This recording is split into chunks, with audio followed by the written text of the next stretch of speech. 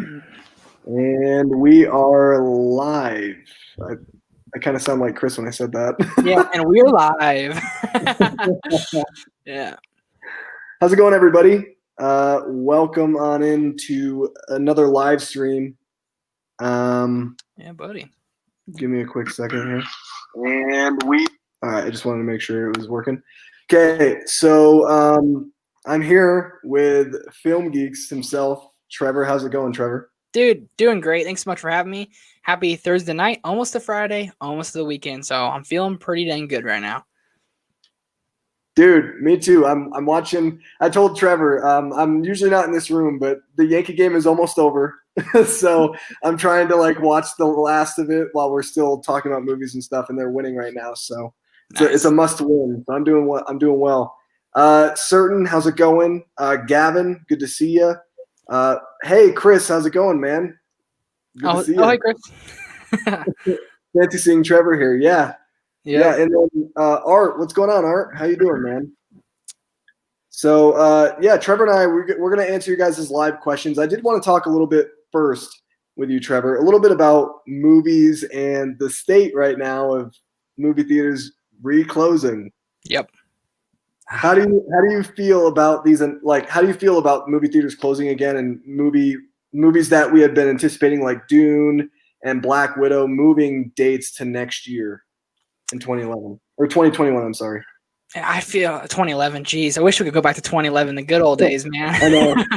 Back to middle school, dude. That'd be awesome right now.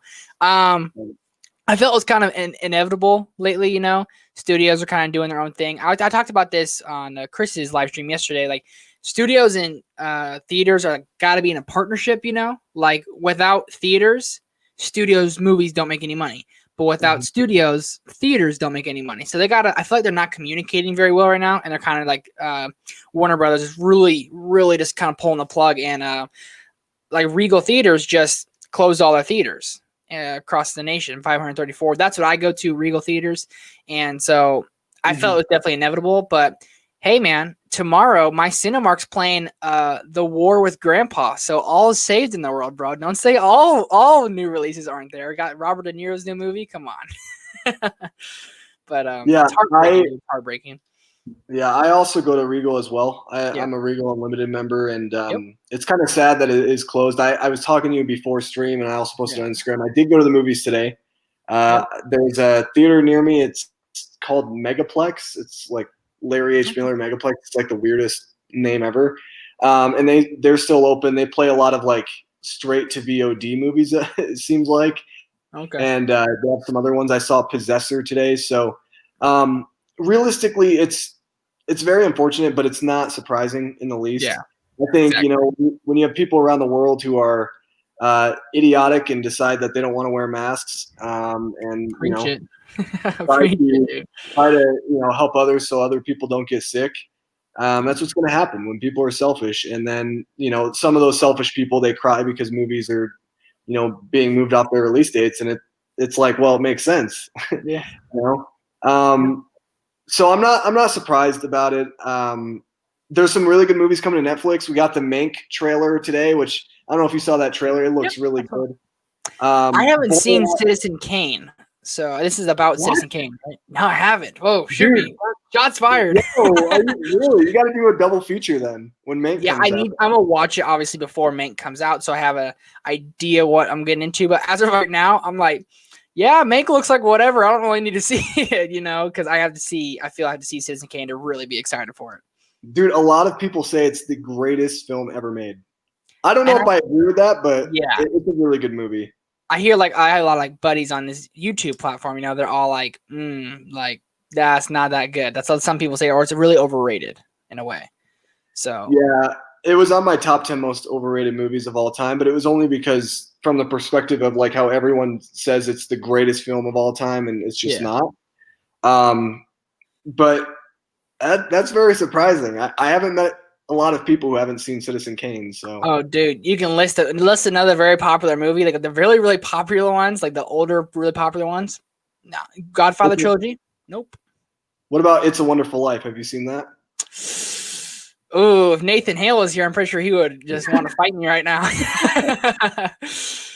All right, we're gonna pull Nate in right now, real quick. I'm just kidding. Nate's not here. Nate. It's kind of funny. I hadn't seen It's a Wonderful Life either until like last year. Nate invited me to because we lived in the same town. We went to the same school, and that's how we're really good friends. But he invited me over because he was having like a movie night, and they were watching It's a Wonderful Life, and so that was the first time I had ever seen it, and it's really good. It's really I always give Nate like a lot of flack about it because I always pick on him about the fact that it's not on Criterion for Blu-ray and that it's just okay and but it's really good. It's a really good film. So check it out.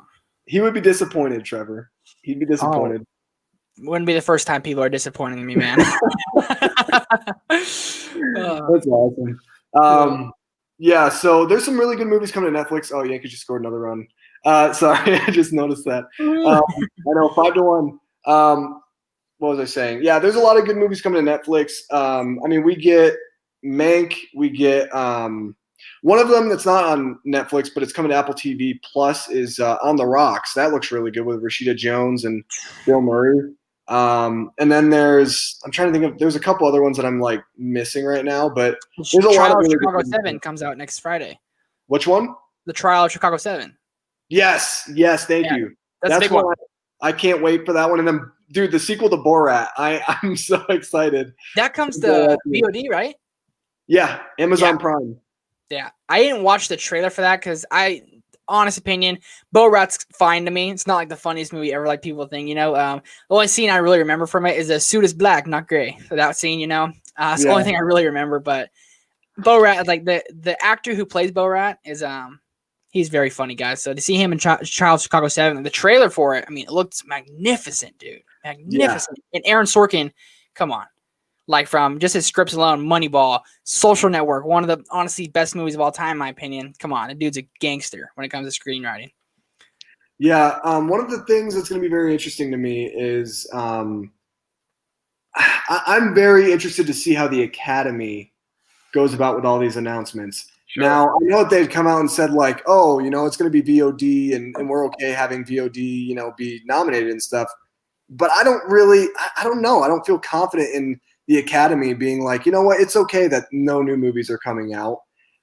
We'll just have a bunch of Netflix and Amazon Prime movies and Apple TV movies, be all the nominees this year. I don't really see them realistically being that way because I know how the Academy can be so closed off and closed-minded about a lot of things. And so I don't know if we're going to have an Oscars this year, which is really sad because I love the Oscars, but I don't see it, dude. Yeah, it's my favorite night of the year, the Oscars. Like it's like my Super Bowl, and I love sports. Don't get me wrong. Yeah. Like the Oscars, I watch from the best dressed. I like take notes. I mean, my girlfriend love it. Like I'm gonna start dressing up for them. It's gonna be kind of a shame if we don't get them. It's almost gonna be like disrespectful to the filmmakers who did make movies this year. Mm-hmm. I get like a lot of movies got delayed. I get it, but you're gonna get Trial of Chicago 7. You're gonna get Mank. There's no word on Christopher Nolan. What's his name? Steven Spielberg. Oh, wow, that's bad. I was blanking on his name. Yeah, they haven't. There's like no word on them, right? Did it get moved? Got moved. Yep. Okay. Next year. Okay. Yeah. Yeah, but we still have like Onward and Soul's coming out now on Disney Plus, December 25th. We're gonna get more movies, and there's a Netflix original Rebecca, which is a remake. Yeah. Yep. Yeah. See, like there's still really good movies coming out, and it's kind of like a shame that if they cancel even Tenet. Tenet should get nominated for probably a lot of awards. It's kind of a shame if the Academy's like, no thanks, sorry guys, But I thought it's really disrespectful to everyone else in the industry. No, I totally agree with you. I don't know, man. I know how the Academy can be, and it's again just like you. It's my favorite night as well. I love the Academy Awards. I love the Oscars.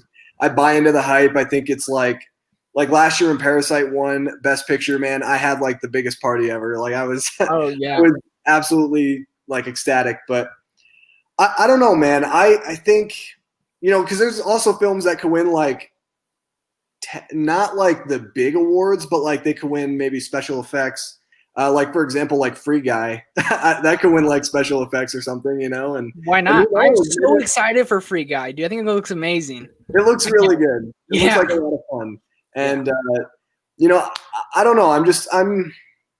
I'm skeptical. I'll say that. I'm not very optimistic about the chances of us getting an actual Academy Award season, but we'll have to wait and see. I mean, I agree, because I think the biggest problem that they could have is if they decide not to do the Academy Awards this year, and they say, oh, well, every movie that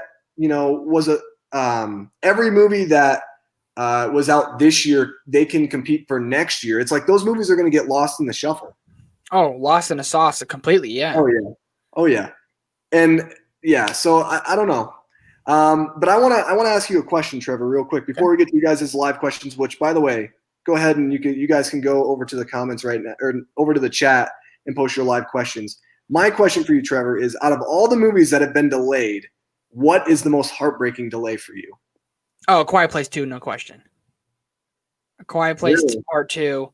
It's my most anticipated movie of next year because Batman got delayed. I was like, I couldn't tell. I think it's because I had my tickets. I had a double feature of A Quiet Place and A Quiet Place Part 2 the day before it actually came out. So I was going to see both in theaters, be very quiet for several hours. And it was like 7 days before I got my tickets and it got delayed. And I think that's what really like broke my heart the most because I had them and then Regal reimbursed me, Mm-hmm. So that's why I was like, oh man. But when that got delayed, I think everything kind of like really sunk in. I'm like, oh, we're going down just crapville for a while, dude. And also Dune. Timothée Chalamet is one of my favorite actors. I was so excited for Dune. Black Widow, I mean, MCU, Eternals. There's too many to list, but one that really stuck out to me was probably A Quiet Place Part 2. Like I was beyond hyped for that. Yeah, I totally get that. And that's one of those that was also really, really hard for me to swallow as well. Cause just like you, I also bought my ticket, like literally the day. I was like super pumped. And then all of a sudden it's like John Krasinski comes out and he's like, it'll come out in September, guys. I think it was September. I think it was supposed to come out again. Yeah. And then it got moved back again. And yeah, this year just really could not get over soon enough, in my opinion. For me personally, though, I think the biggest one was Batman. I really want to see the Batman so bad, dude. Yeah, and now if we're counting next year movies too, the Batman all day. Like, don't get me wrong, I've watched that trailer an unhealthy amount of times. It's the Batman all day for sure. Yeah. But, yeah. So, I mean, we have to wait 2022, 2 years until we can actually see the Batman. Like, oh gosh, it's horrible. It's horrible. I don't care about Avatar 805. I don't care about the Avatar movies. Honestly, I could care less. I honestly don't care at all. Yeah, I don't either. I don't either. At all. Like, I might not. I will see him because I'm a movie fan, but like James Cameron could have done so much in the last 30 years, 20 years. Like he's been working on Avatar since 1999, so 20 plus years. Dude, we could have got so much more from you. Because like Titanic, like don't get me wrong, Titanic's one of the freaking best romance movies of all time. It's great. And like he did Terminator, which I haven't seen. He did Terminator, right? Yeah. Okay, I haven't seen Terminator movies either. Shoot me, folks. I'm sorry, guys. Whoa! Dude, spitting hot. This year, I'm watching all of those as the year goes on. I'm really getting caught up on getting myself cultured, folks. It's happening, but I mean, Avatar, dude, like, and he keeps saying it's going to be Endgame. Avatar 2 will do $1 billion, maybe. That's like a maybe in my opinion. And then Avatar 3, maybe $1 billion, maybe. I don't care anymore. Lost interest. 10 years. I don't even really. I mean, I like the first Avatar movie. I think it's super overhyped, super overrated. And him saying, "Oh, it's going to make more than Endgame." I gotta say, James Cameron, you're about maybe 5 years too late. Oh, like, no one cares anymore. And it's not that cool of effects, dude. I saw Thanos with a glove snapping people to dust. Like, I've seen some amazing things. 2009 Avatar was like a spectacle. You've never seen something like that. See Pandora, how like Pandora looked. You've never seen that before in 2009. But it's 2020 now, dude. We've seen it all. Like, literally it all. What are you gonna do? That's groundbreaking. He has to. I have faith in James Cameron, but he has to really make a statement for this movie to be huge and successful. But I don't see it being anywhere near as big and loved as the first Avatar. Yeah. We'll see what happens, man. I don't know. I just think it's kind of too little, too late, in my opinion. But I don't know. I don't, just like you. I don't really care about the Avatar movies, so I'm not like upset that those got delayed. I mean, it's kind of inevitable at this point. Like, I'll believe Avatar 2 is coming out when I'm sitting in the theater watching the trailers before Avatar 2. That's when I'll believe Avatar 2 is real, okay? Retweet. Just want to put that out there for everybody. Yeah. All right, let's get to some questions. And as always, guys, if you're watching this after the fact, let us know in the comment section what you guys think about all these movie delays. What movie hits hardest for you, and what are you most, I guess, looking forward to now in 2021? Now that all the movies are pushed back, I think mine is probably Dune. Honestly, it's probably my most anticipated for next year now. Oh, I can't wait for Dune. Dude, I mean, I love Timmy Chalamet. He's my main crush. Oh, dude, high five on that, man. Everyone's like, "Oh, Timothy Chalamet is overrated and all this stuff." I'm like, I think he's one of the best working actors today. I don't know if you saw The King last year, dude. Yes, movie, I did. Oh my! Everyone's like, it's very long. It's a slow burn on Netflix, but like the acting in that, like he gives that big monologue, you know, like the if you die, like die with honor kind of monologue. He's screaming on top of his lungs. I was like, who is this man? God, he's amazing, dude. He's in Little Women, my favorite part of Little Women, favorite movie of last year. I haven't seen Call Me by Your Name. I need to watch it because I know he got nominated for Academy Awards. He's great in it, dude. He's great in it. Yeah, my favorite performance of his though is Beautiful Boy. Yes, dude. Yes. Oh my gosh, I literally am still upset to this day that he didn't get nominated for an Academy Award and that he didn't even win. He should have won. I'm sorry, Mahershala Ali, but Timmy's performance was way better. He didn't get nominated for Beautiful Boy, did he? No, he didn't. Him and Steve Carell, like what? Oh my god! I surprisingly enough, I watched the movie like 4 times. It's a very like dark and deep movie. But it's a hard movie to watch.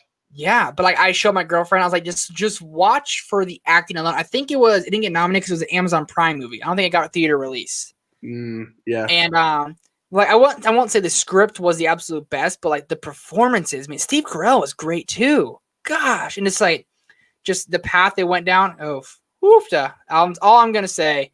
Timothy Chalamet, everyone who says he's overhyped, I disagree. Yep. I do. I'm sorry. Me too.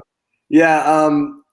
Also in The King, another really good performance. Not a very big role, but a meaty performance. Robert Pattinson.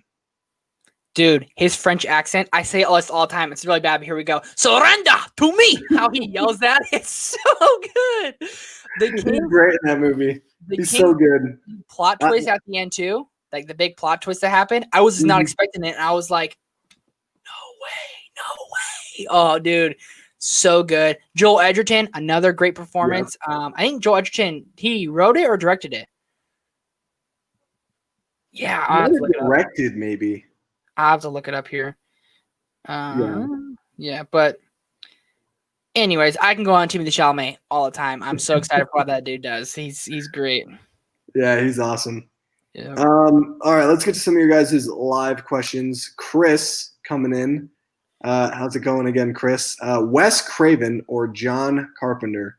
Dude, for me, it's John Carpenter all the way. Halloween's my favorite horror movie of all time. It's one of my favorite movies of all time.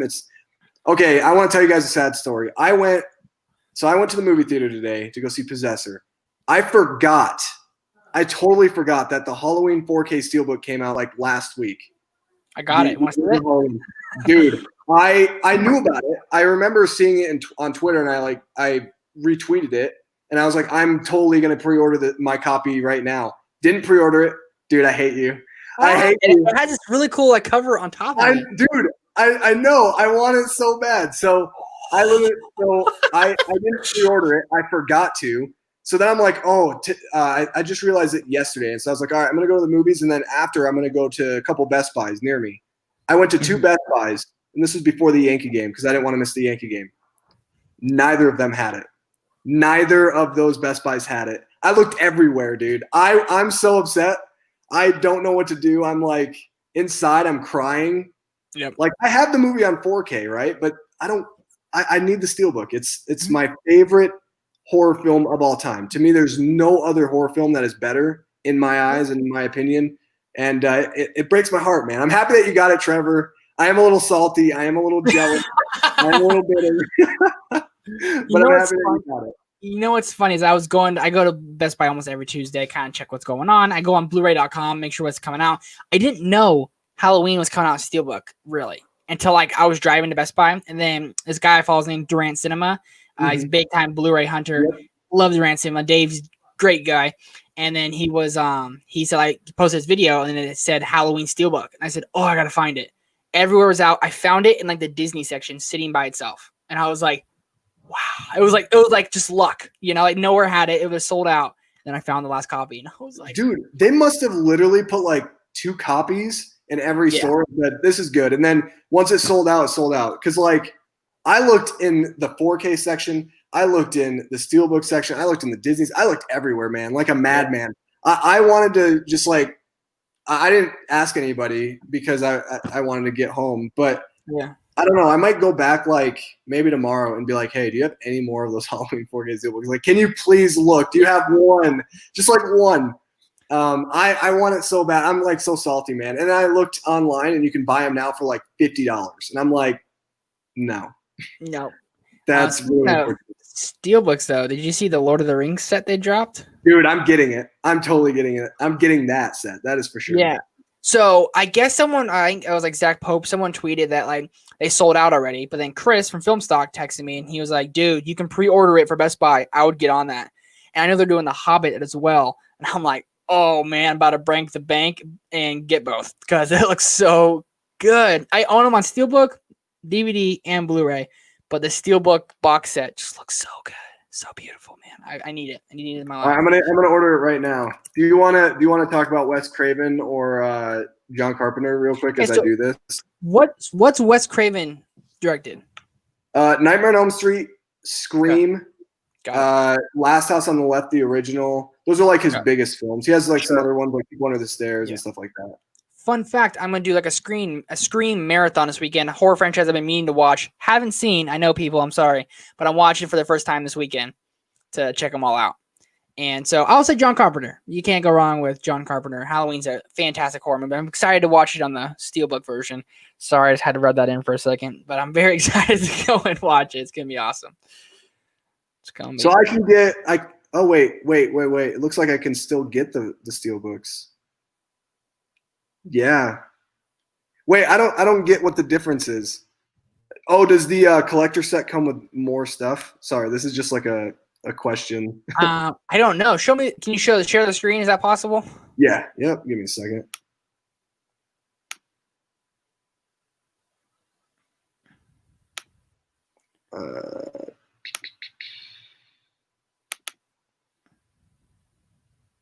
All right. Okay, so here we are, right? Mm-hmm. This is sold out. The Steelbook is sold out, but there's this right here, the collector's set, which is a little bit more. And let's see, what does it come with? I don't know what the difference is. Oh, it comes with like a giant book. Yeah, I just saw. I was gonna say. I think it comes with maybe like the Lord of the Rings, but I own the Lord of the Rings books.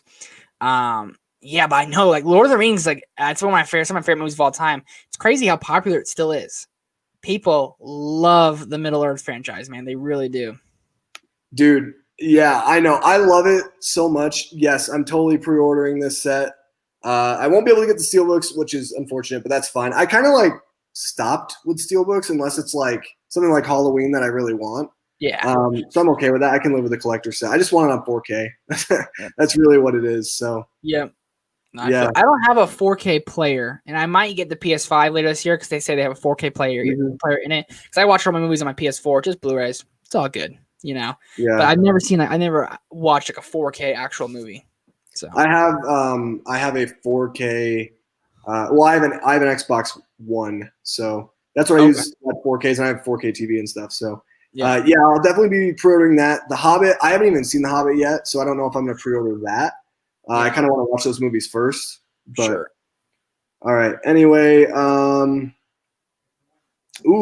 here's a hot take from Chris. We can put Chris in the spot here. Citizen Kane is wildly overrated, in my opinion. I mean, I think it's overrated in terms of how people view it as the best film of all time. Sure. But Chris with the hot take, you know, dropping that hot take. Let's see. Oh, this is great. So this is probably why. Watching a class once and caught myself head bobbing. Yep. Yeah, it is kind of a hard movie. It's very slow. like I used to have trouble when I was younger. Like I could not watch a black and white movie. Yeah. The life of me, just because I just had such a hard time when I was younger. But now I just appreciate film so much. And also the Yankees just won, so I'm happy. Nice. I'm going to be happy for the rest of the stream, guys, because they needed to win, or else they were going to get knocked out of the playoffs. So, yeah, I'm super. What was I saying? Yeah, it's one of those movies that it's kind of a slow burn, but it's very smart, and it's one of the best scripts of all time. So it makes total sense that they're going to do Mank, because it's about the writer who doesn't really get enough credit. So, yeah. Is that Gary Oldman plays? Yep. Yeah. He plays Mankiewicz or Mank. I don't know what his first name is. I can't remember. Sure. Yeah. So once I see Citizen Kane, I'll really decide if I'm excited for Mank, to say the least. I love David Fincher. I don't know if you've seen the show Mindhunter, but David Fincher created that on Netflix. Oh, my goodness. One of my one of my favorite shows of all time. Only has 2 seasons. Then David Fincher stopped making it so he could go and start making movies again. Yeah. And dude, oh my, no lie. It's about these 2 FBI agents back in the 60s who go and interview serial killers, and how David Fincher crafted this show. Oh my gosh, dude. I can't even explain. I tell everyone who likes TV or anything, you need to watch Mindhunter. People in the chat, if you guys have seen Mindhunter, let me know, because it's so good. It's literally so good.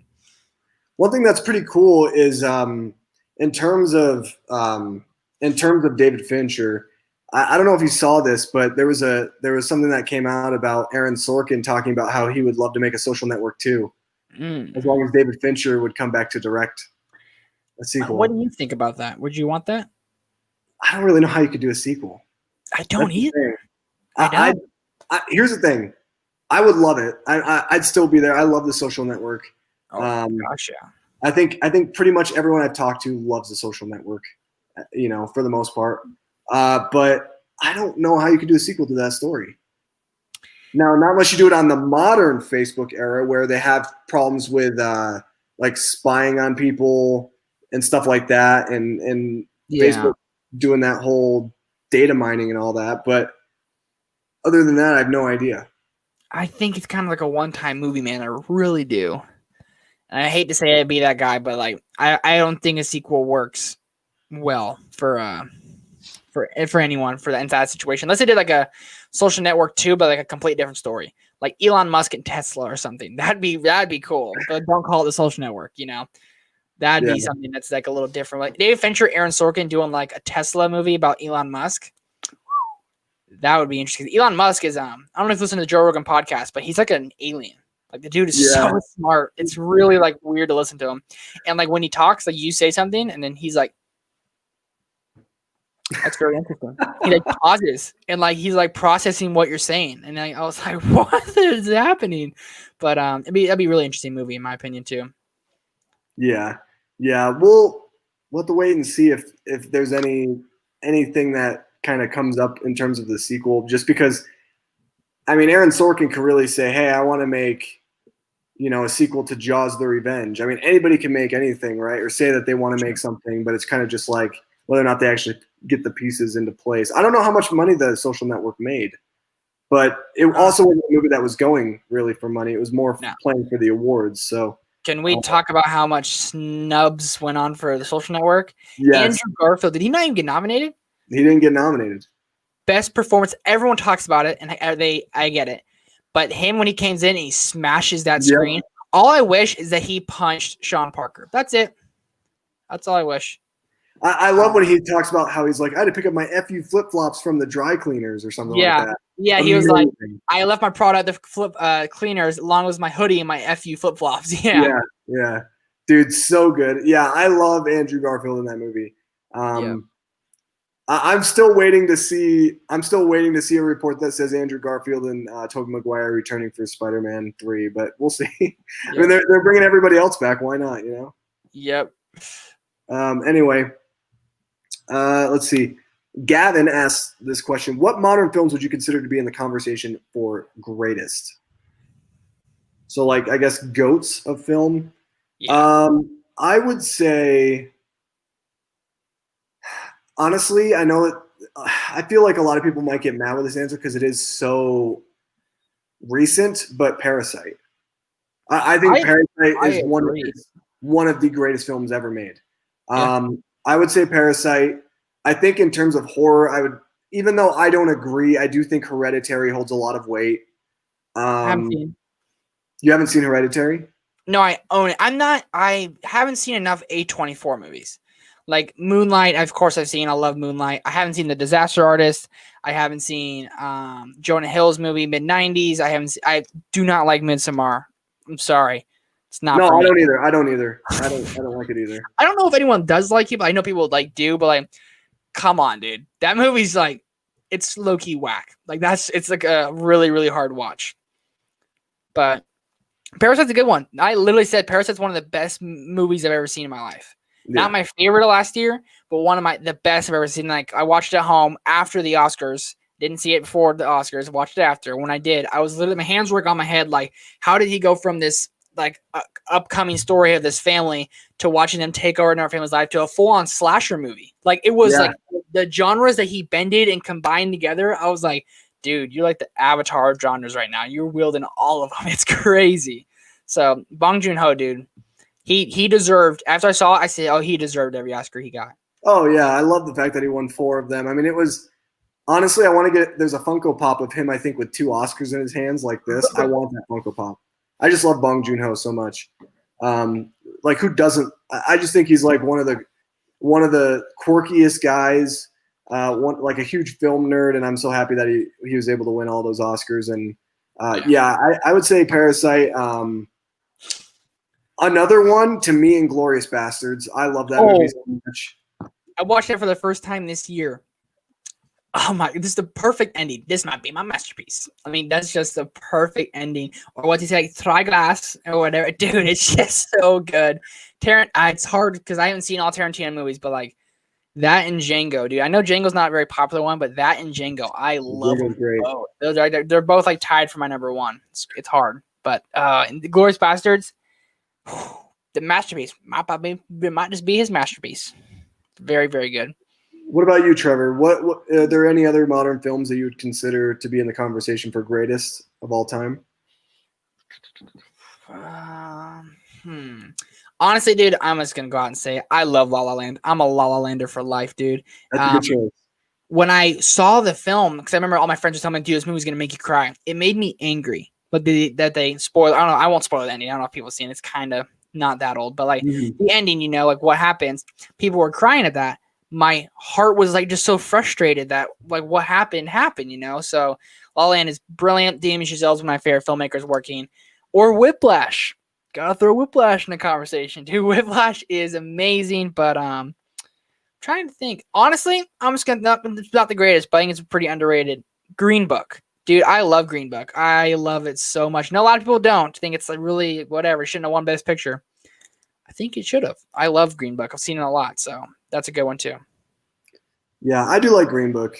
I don't think it should have won Best Picture, but honestly, I wanted A Star Is Born to win Best Picture that year. Me too. Dude, high five on that. I love A Star Is Born. It's beautiful. Bradley Cooper snubbed for director because like that scene at the end, the funeral scene when she's singing, and like how it cuts to Bradley Cooper singing, dude. Yeah. That was some brilliant, and I mean brilliant directing. Like when that happened, no lie, I was shedding tears.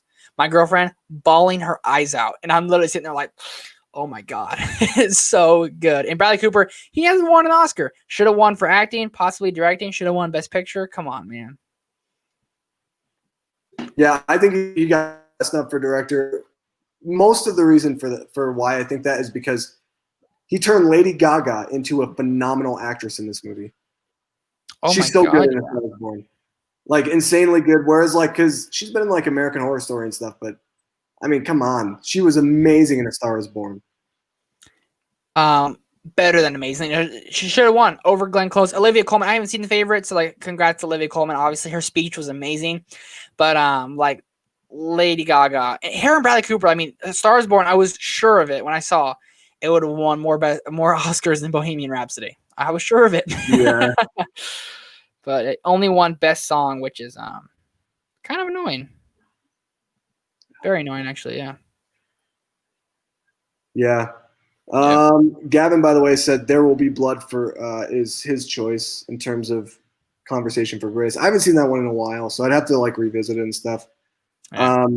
Daniel Day-Lewis is phenomenal in that movie, which Daniel Day-Lewis is probably the best actor that's ever lived. So, I mean, that's not really saying a lot. Yeah, I am not on the Daniel Day-Lewis boat. Never have been. He's great. I know. He's great, but I've never been on his boat. Never have. Silver Linings Playbook, Black Swan. I don't like Black Swan, actually. I thought it was too pretentious. The Devil Wears Prada. Silver Linings Playbook, I can see. I don't know. Yeah. Devil Wears Prada is kind of an interesting, weird choice. I don't think a lot of people would put that on their list. Yeah, I don't think so either. But Silver Linings Playbook, Bradley Cooper should have won Oscars many times in his career. His best performance might be Silver Linings Playbook because he's playing this bipolar person.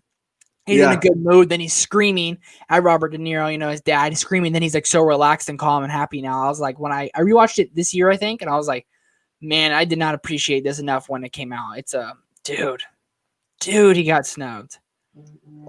Chris's picks. I actually like I like this one. Social Network.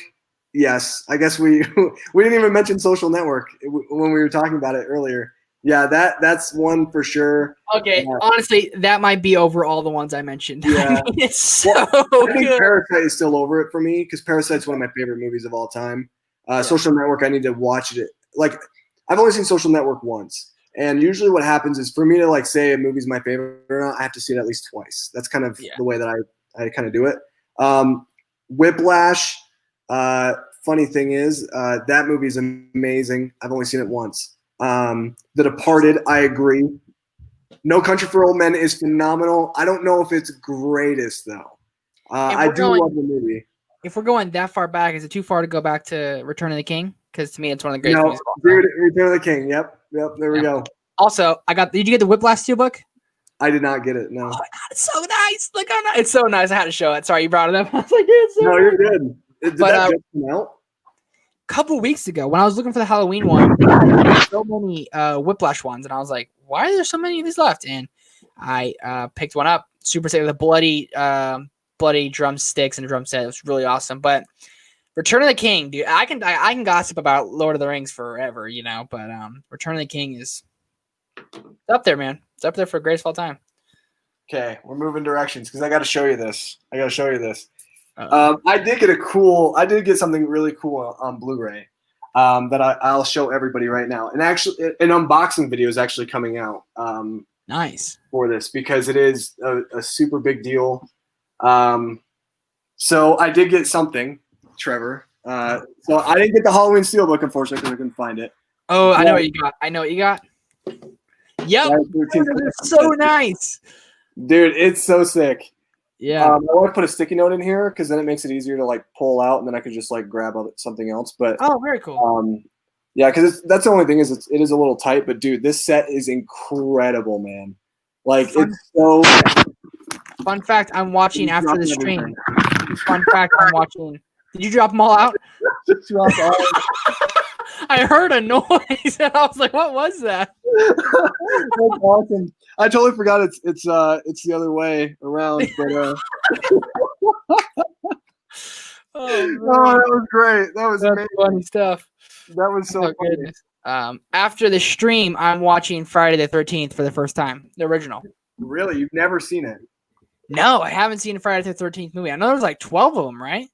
Yeah, there's 12, and it's kind of funny because it's called Friday the 13th, so they've only made 12, and they're trying to make a 13th, but there's like a weird like studio battle in court between like Paramount and is it Warner? I think it's Warner Brothers for the rights of Friday the 13th. It's super, dude. It's crazy. It's honestly like one of the craziest things I've ever heard in terms of like movie studios battling for a property.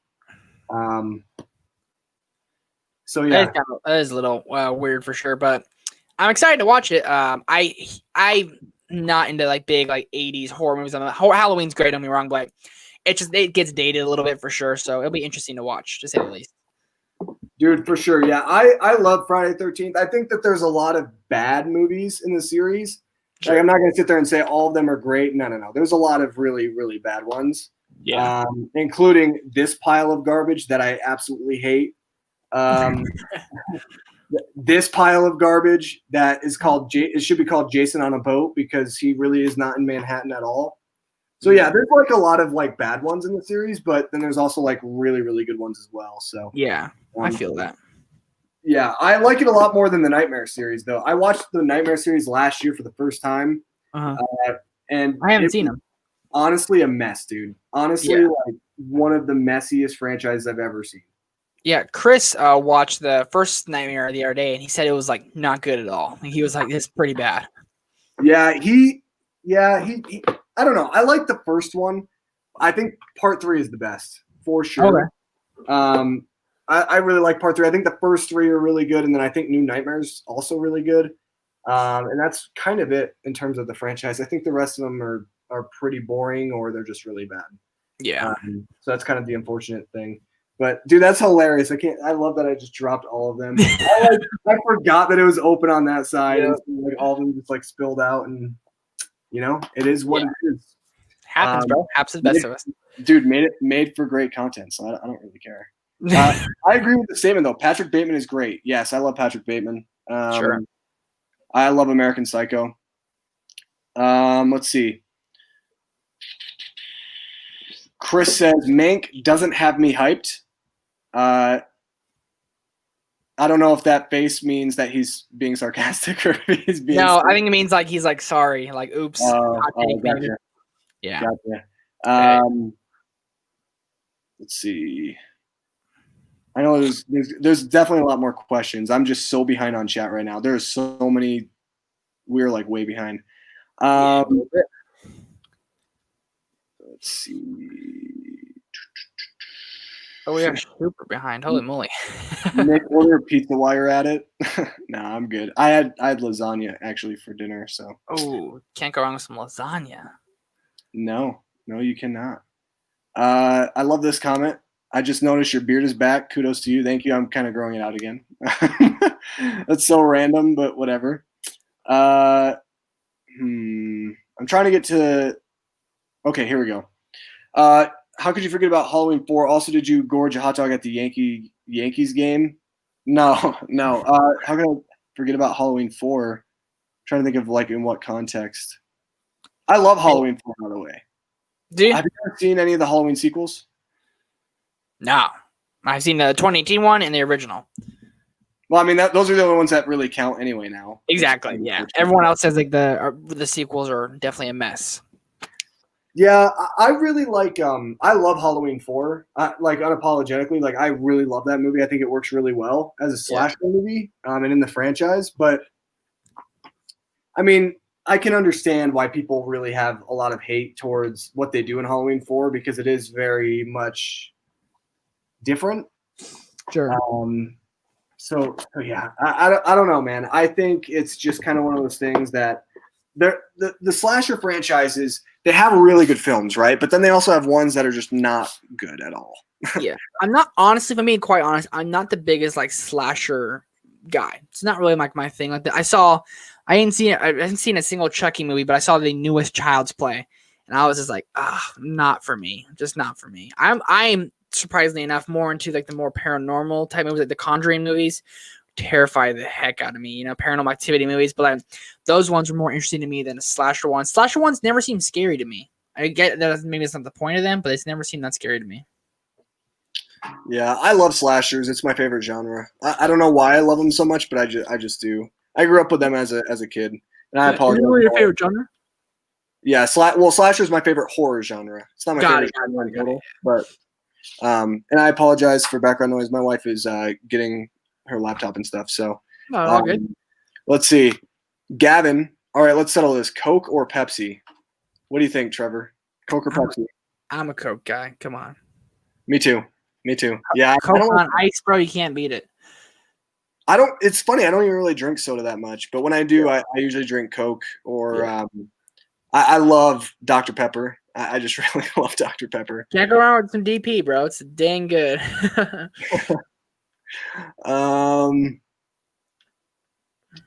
Let's see.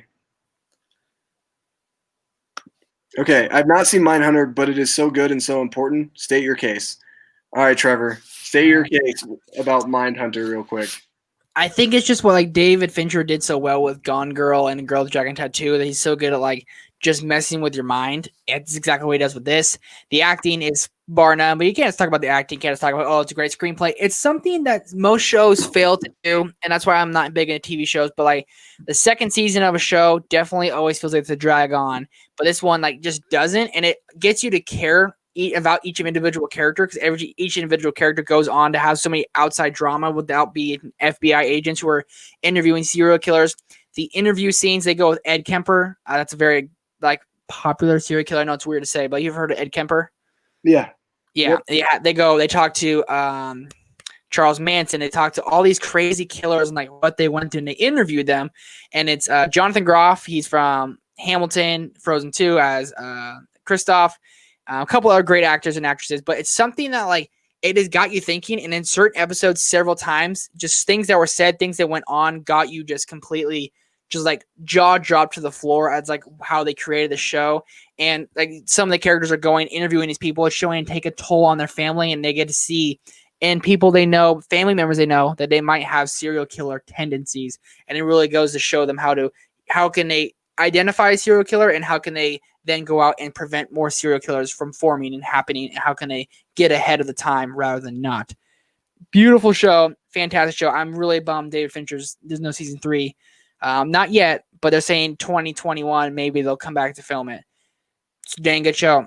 If you have seen I might not have sold you there, but if you have seen it, I promise you won't be disappointed. I promise. I might have to check it out because I've heard great things about it, and I do. It's kind of weird. I have this like weird hobby where I like to investigate myself in murder cases and stuff. I don't know if that's weird or anything, but maybe that's why I like the slasher genre so much too, you know. But sure.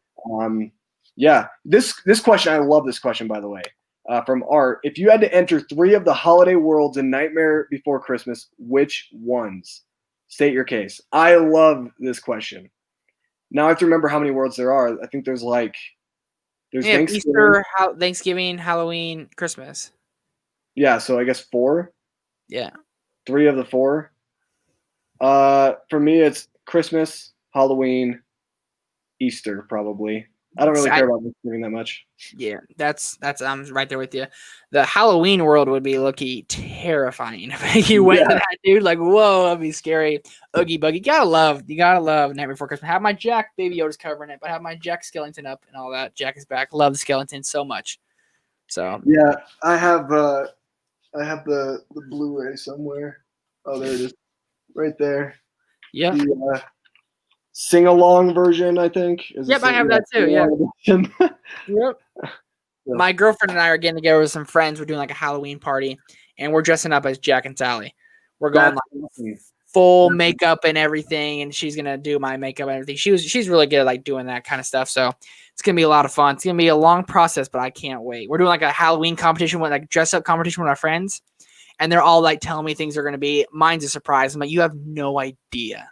Not even a clue. Mine's gonna dwarf theirs. I can't wait. I'm so excited. That's awesome.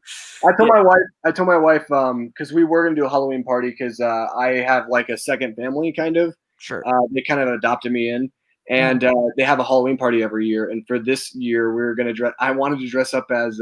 Have you seen the Eurovision Song Contest, The Story of Fire Saga? God, I haven't, but I've seen many posters and pictures and. I wanted to dress up as Will Ferrell when he's playing Volcano Man in the beginning of the movie. Okay.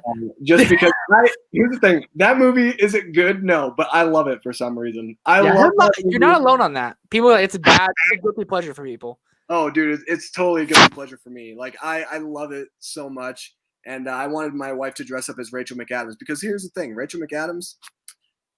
That's all I'll say. That's all I'll say. Yeah, and my wife, so she could pull it off, you know. There you go. How's it going, McWilliam? Also, by the way, how's it going, Movie Geek? Did see that you were in here. McWilliam, have you seen Under the Silver Lake? I have not, but it has Andrew Garfield in it. That's all I know. Who was relating? I haven't seen it either, but I think Chris was even saying Under the Silver Lake is like The Devil All the Time. I think that was a big comparison, right? I haven't seen Devil All the Time, so I don't know. maybe it's a hot take, dude. Devil All the Time's going to my top 10 worst of the year. I'm sorry, folks. I know Chris wasn't a big fan of it either. I mean, it took me 3 times to watch it. Like, it was so hard to get through. And I'm big on rewatchability. That's how I grade my movies. If I'm going to rewatch it or not, that's why I own physical media to rewatch them. I never want to rewatch it. I don't even want to think about it. So it's, dude, if I told you some of these things that happened, you'd be like, are you kidding me? I'd be like, no. That's literally in the movie. You'd be like, oh, I'm not watching it. Like, it's, people like it. I get it. But, like, it's not my cup of tea, dude. It's really just disturbing, to say the least. Yeah, no, I don't know if I really want to watch it, to be honest. It doesn't really, it doesn't look appealing to me. Yeah. I knew he was going to ask this question. Oh, I was waiting for it. Thoughts on Jamie Foxx returning as Electro, him posting Spider-Verse fan art, and now Doc Strange being confirmed for Spider-Man 3. That's right. They just announced that. Want to go first on this one, Trevor? Like, what are your thoughts on these 2 announcements? I didn't mind him posting Spider-Verse fan art. Thought that was cool. I'm not the biggest fan of Electro, but I love Jimmy Fox, so it's cool to see him back. Doctor Strange, that got me excited this morning. I'm not going to lie. When that got announced, I was all – because how I'm looking at it, it's like everyone's certain going to attack me, I know, because he's a big Spider-Man fan. Everyone wants Spider-Man to take off like there's his own solo movie. But, like, Kevin Feige's not dumb. The more people you put in a Marvel movie, the better it will do. It's just a fact. And Spider-Man is in some deep doo-doo after Far From Home. It is. He is. After, like, I was calling anyways, blanking on words for now. Mysterio, like, gave up his identity in Far From Home. How is Peter going to handle that by himself?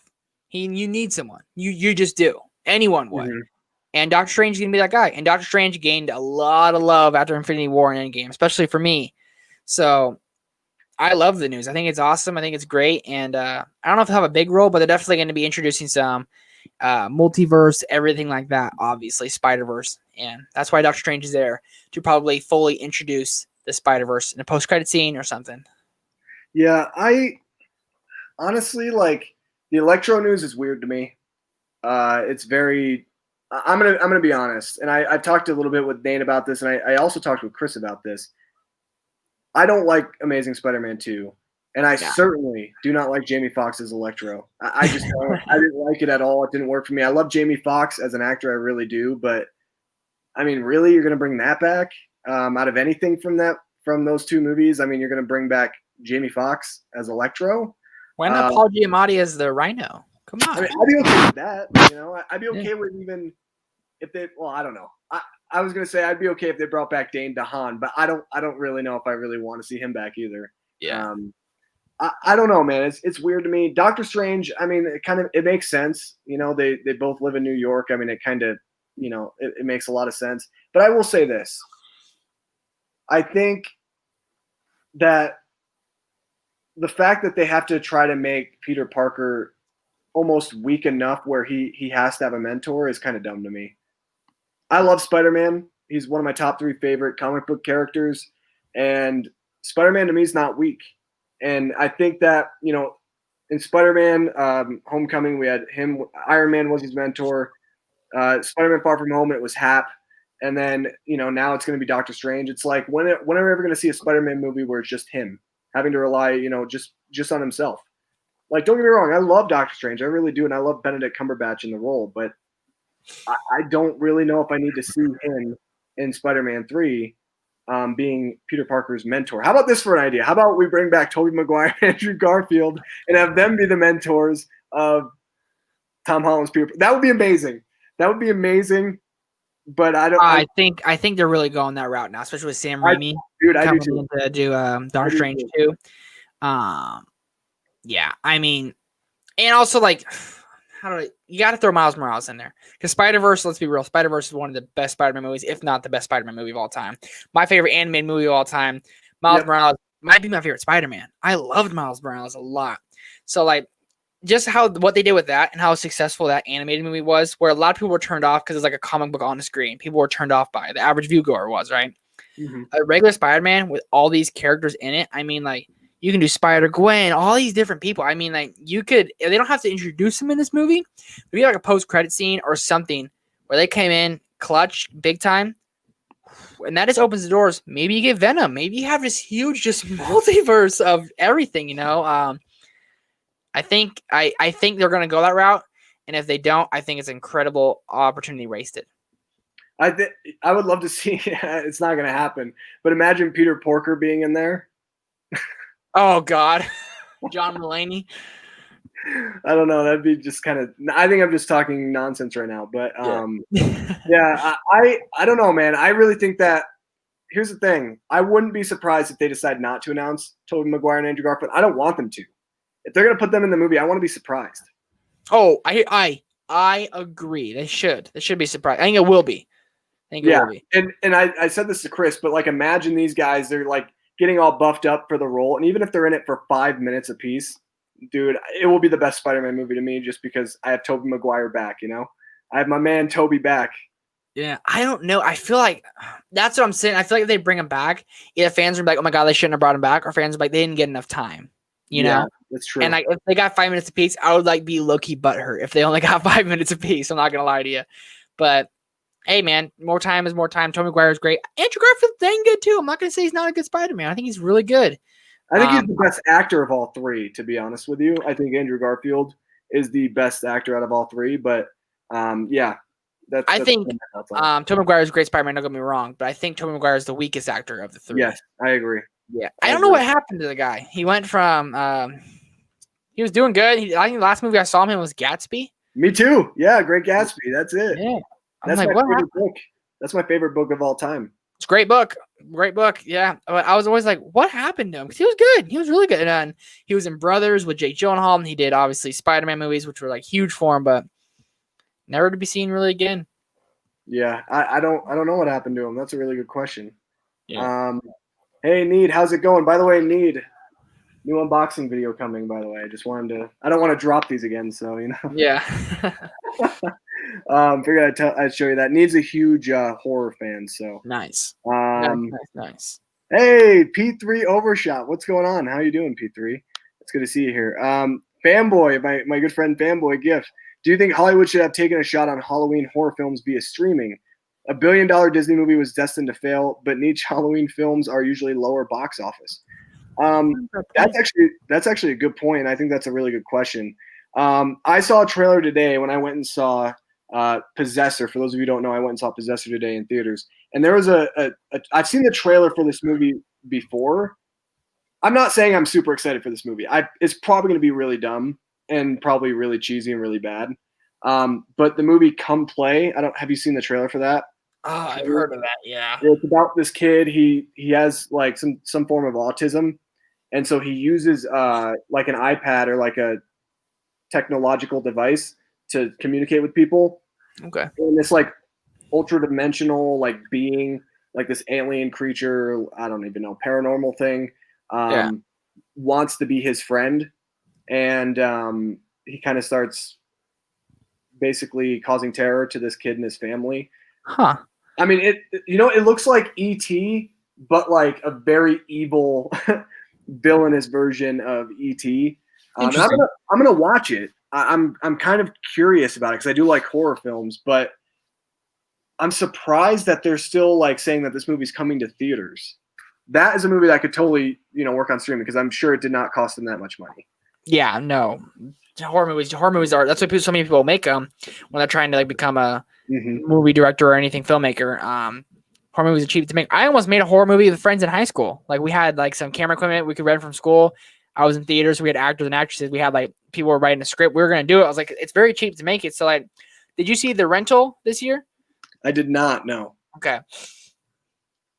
Dave Franco didn't do bad, really well shot film, not too scary. And you definitely see the budget was not much to have. I think there was like kind of like a slasher movie. There was like one really good kill. I was like, oh, it was like it, but other than that, I see where this guy's coming from though. It is a good point. Cause like I get like a $1 billion Disney movie, of course, destined to fail, but smaller budget horror movies. Like, did you see Host on Shudder? I did. I love that movie. I recommend that movie to like everybody. No lie, one of the scariest movies I've seen. I don't know why.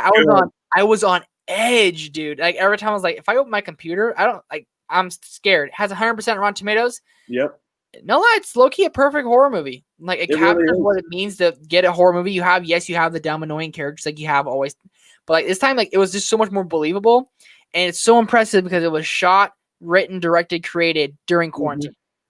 The thing I love about that movie, though, is what you said was kind of interesting. You said, and I agree, you say you have those dumb characters, but even those dumb, annoying characters, you start feeling sympathetic for.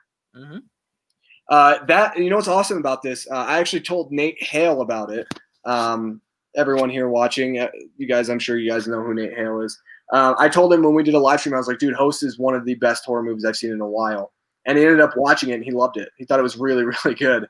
I don't know if Chris has seen it yet, though. I did tell Chris that he needs to watch it, but I don't know. I don't think he watched it, no. But the perfect thing about that movie is the runtime, actually. A lot of people were like 50 minutes. That's it.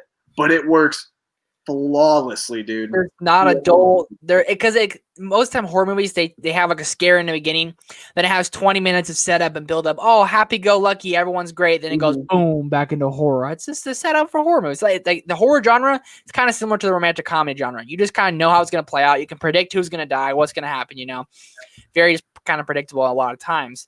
But this one, like, it didn't waste any time. They were like, hey, guys, how's it going? It literally felt like me and you talking right now. Say there was 4 other of us in here trying to host. Do not talk to spirits, people. I mean, I never understood that. You know, like, what are you doing? People like, let's do the Ouija board. Don't do that. I never understood the fun in that.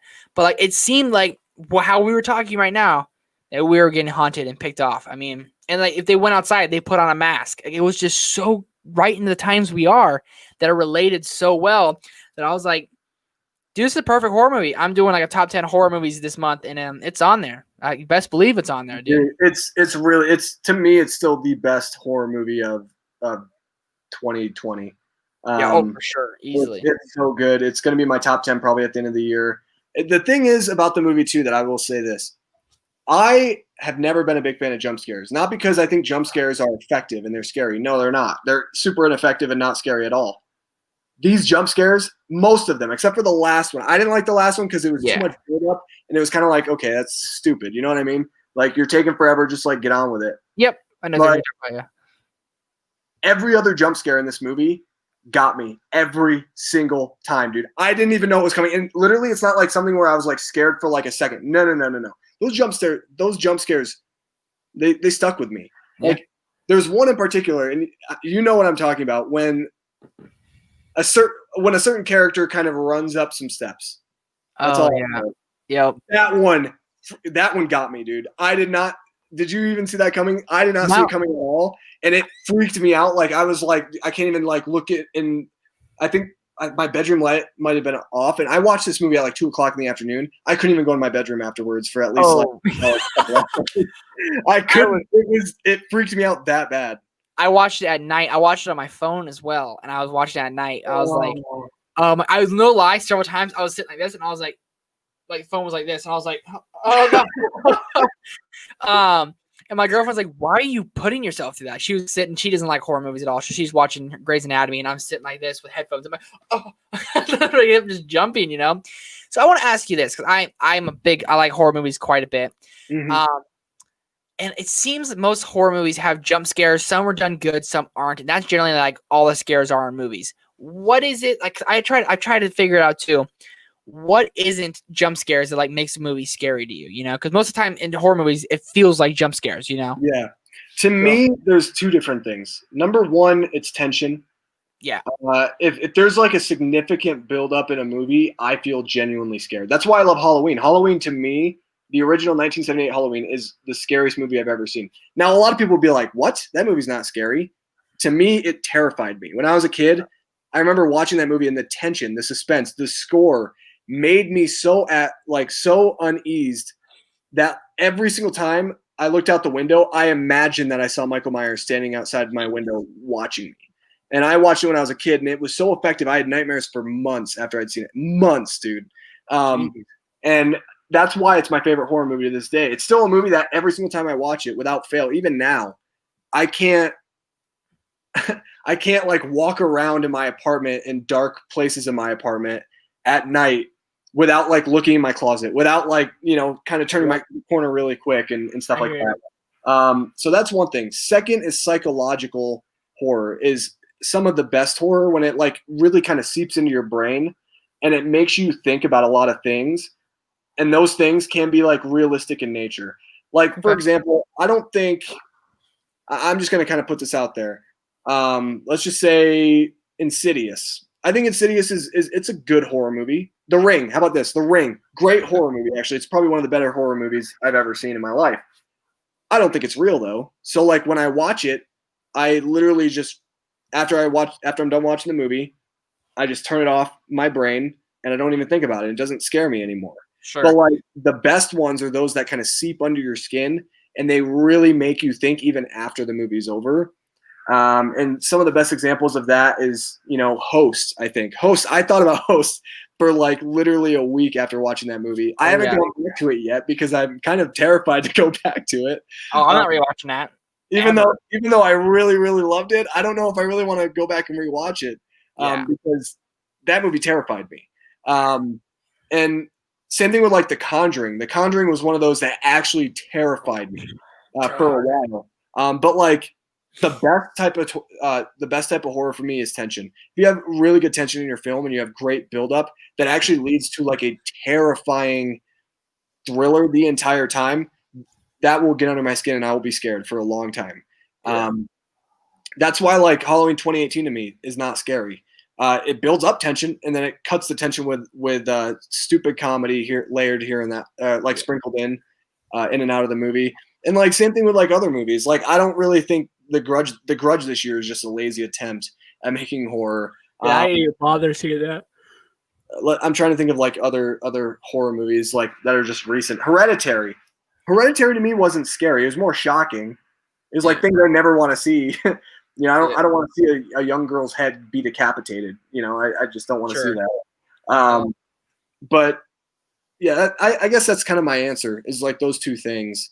Jump scares can be effective. And Host was one of those things where it was like a psychological terror where the entire time, even before the jump scares happened, I was on the edge of my seat and literally, I didn't even want to look at the screen, but I couldn't look away at the same time. You know what I mean? Yeah. Well, I think it did a really good job of building tension as well, though. Like that girl who made up the story, she's telling a story, you're kind of thinking, like, oh my God.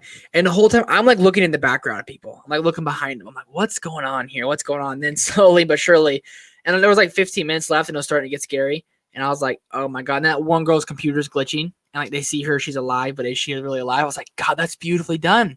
I just don't understand like someone Need Gore said like Host sucks. Like I never got that, like it didn't suck for me. Liked it. Dude, I loved it a lot. Did you see like The Invisible Man this year? I did. That was really good. I don't think it's scary. I thought it was like, I think of that as more like a slasher film. It had a lot of good tension, but I didn't really find it that scary, to be honest. So the scariest part of the movie, if I'm being quite honest, is like the beginning, how quiet it is when she's sneaking out of the house and she kicks the dog bowl.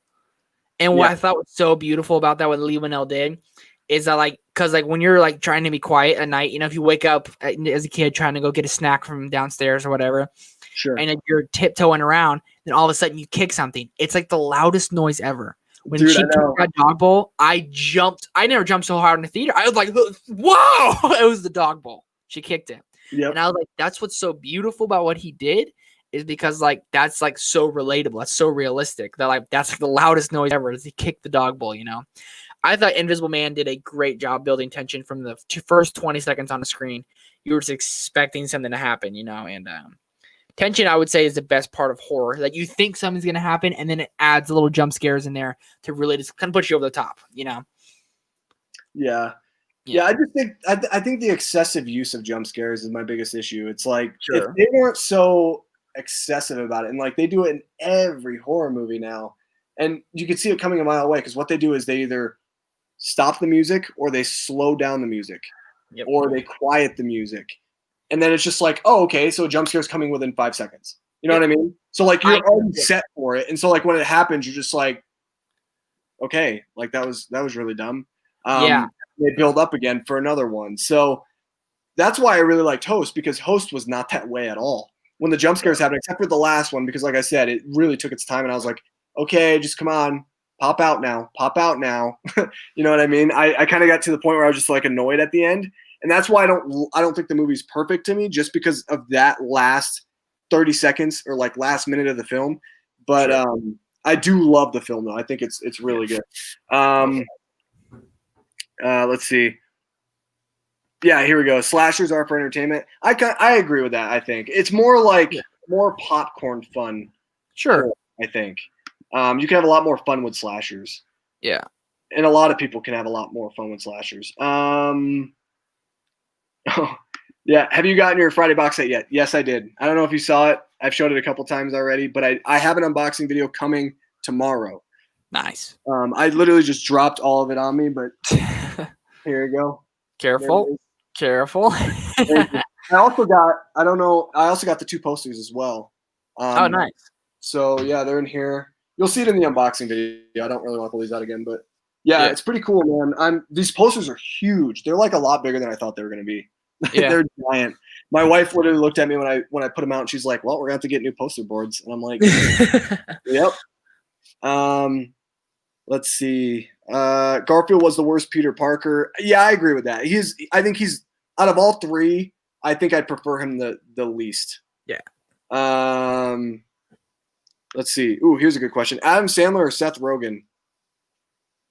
Adam Sandler's my favorite actor, so there's that.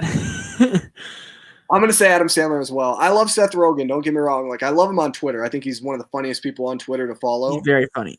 But I do really, really love The Sandman. And I think Adam Sandler's a better actor when he's actually doing drama. Uncut Gems. Have you seen the movie Halloween? Oh yeah, I watched it yesterday. I did too. 4:30 in the morning to watch it. Honestly, it was exactly what I expected. I didn't really like it. Like, it definitely felt long, but it got me in Halloween spirit. It's probably my favorite part about it. I was like, "Oh, it's spooky season." But like, Adam Sandler, it was an over the top Adam Sandler movie. Like, when he's riding a bike and he throws up and he continues to ride his bike. I'm just like, this is definitely. But then it's like it's made for kids, but then it swears. It says like a bunch of bad words throughout. I'm like, so it's not made for kids, But it's definitely, I don't know. I thought it's a harmless, silly, fun movie. If you have like 10-year-old kids, that like you could watch it with them, and they would really like it. Like, oh my god, it's silly, it's fun, and that's all it's meant for. Being silly and being fun. I'm honestly, I envy Adam Sandler because he does what probably like no one else does. First off, he doesn't care what anyone thinks of him. He wears gym shorts and a big t-shirt everywhere he goes. Second off, he's with his best friends. Like, it's like some of his childhood friends that are in these movies with him have small roles in every Happy Madison production movie. So I'll give it to him, dude. Like, everyone can hate on and say movies are bad. He's making the movies, and the bloopers they show at the end, how much fun they had. I'm like, he's having more fun than anyone in Hollywood. And he's making the most money. He's like one of the highest paid actors. It's crazy.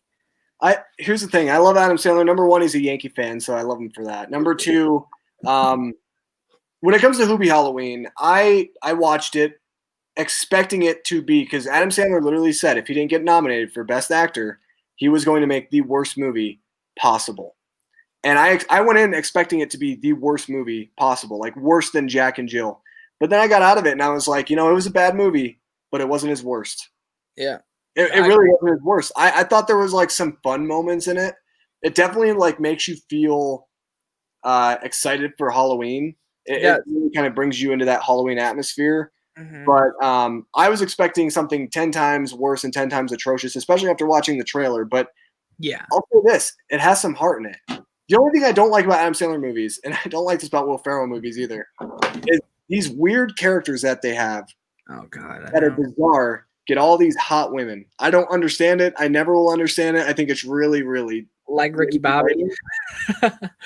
Yeah. Or the other guys. Same thing with Eurovision, dude. Like Rachel McAdams. I have a huge crush on Rachel McAdams. To me, she's insanely, insanely attractive. There's no way you could convince me in any world or any universe that she would end up with Will Ferrell. Zero way that would ever be possible. Now, Adam Sandler's wife is very attractive. I'm not saying that she's not an attractive woman, but I mean, the character he plays in this movie is a freaking weirdo who like wets the bed and stuff. It's like there's no way that he'd get someone. And I guess like the other characters are like weird too, but it's just I don't know, man. I hear. It's like okay, that would never work out. But the funniest part of the movie, the only time I actually laughed, is when Steve Buscemi's like ageless mindset, and then Adam Sandler, like, that's why I played T-ball until I was 25. I'm not lying. I belly laughed when he said that. That's the funniest part of the whole movie for me. And I was like, other than that, I was like, snooze fest, definitely could fall asleep to it. I also thought it was weird that Ray Liotta was in the movie.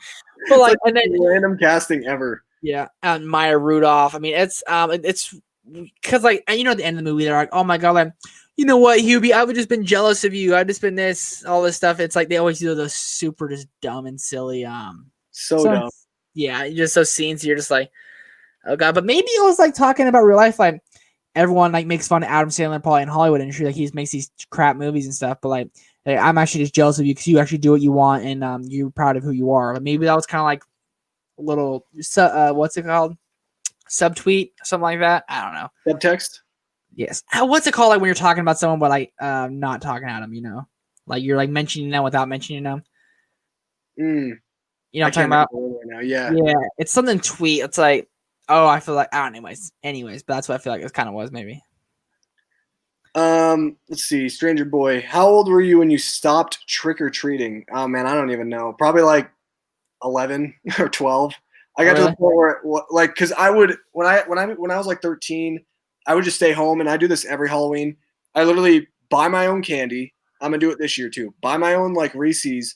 Literally sit down and watch horror movies or horror documentaries or something. Like I used to watch like a lot of paranormal shows with my dad.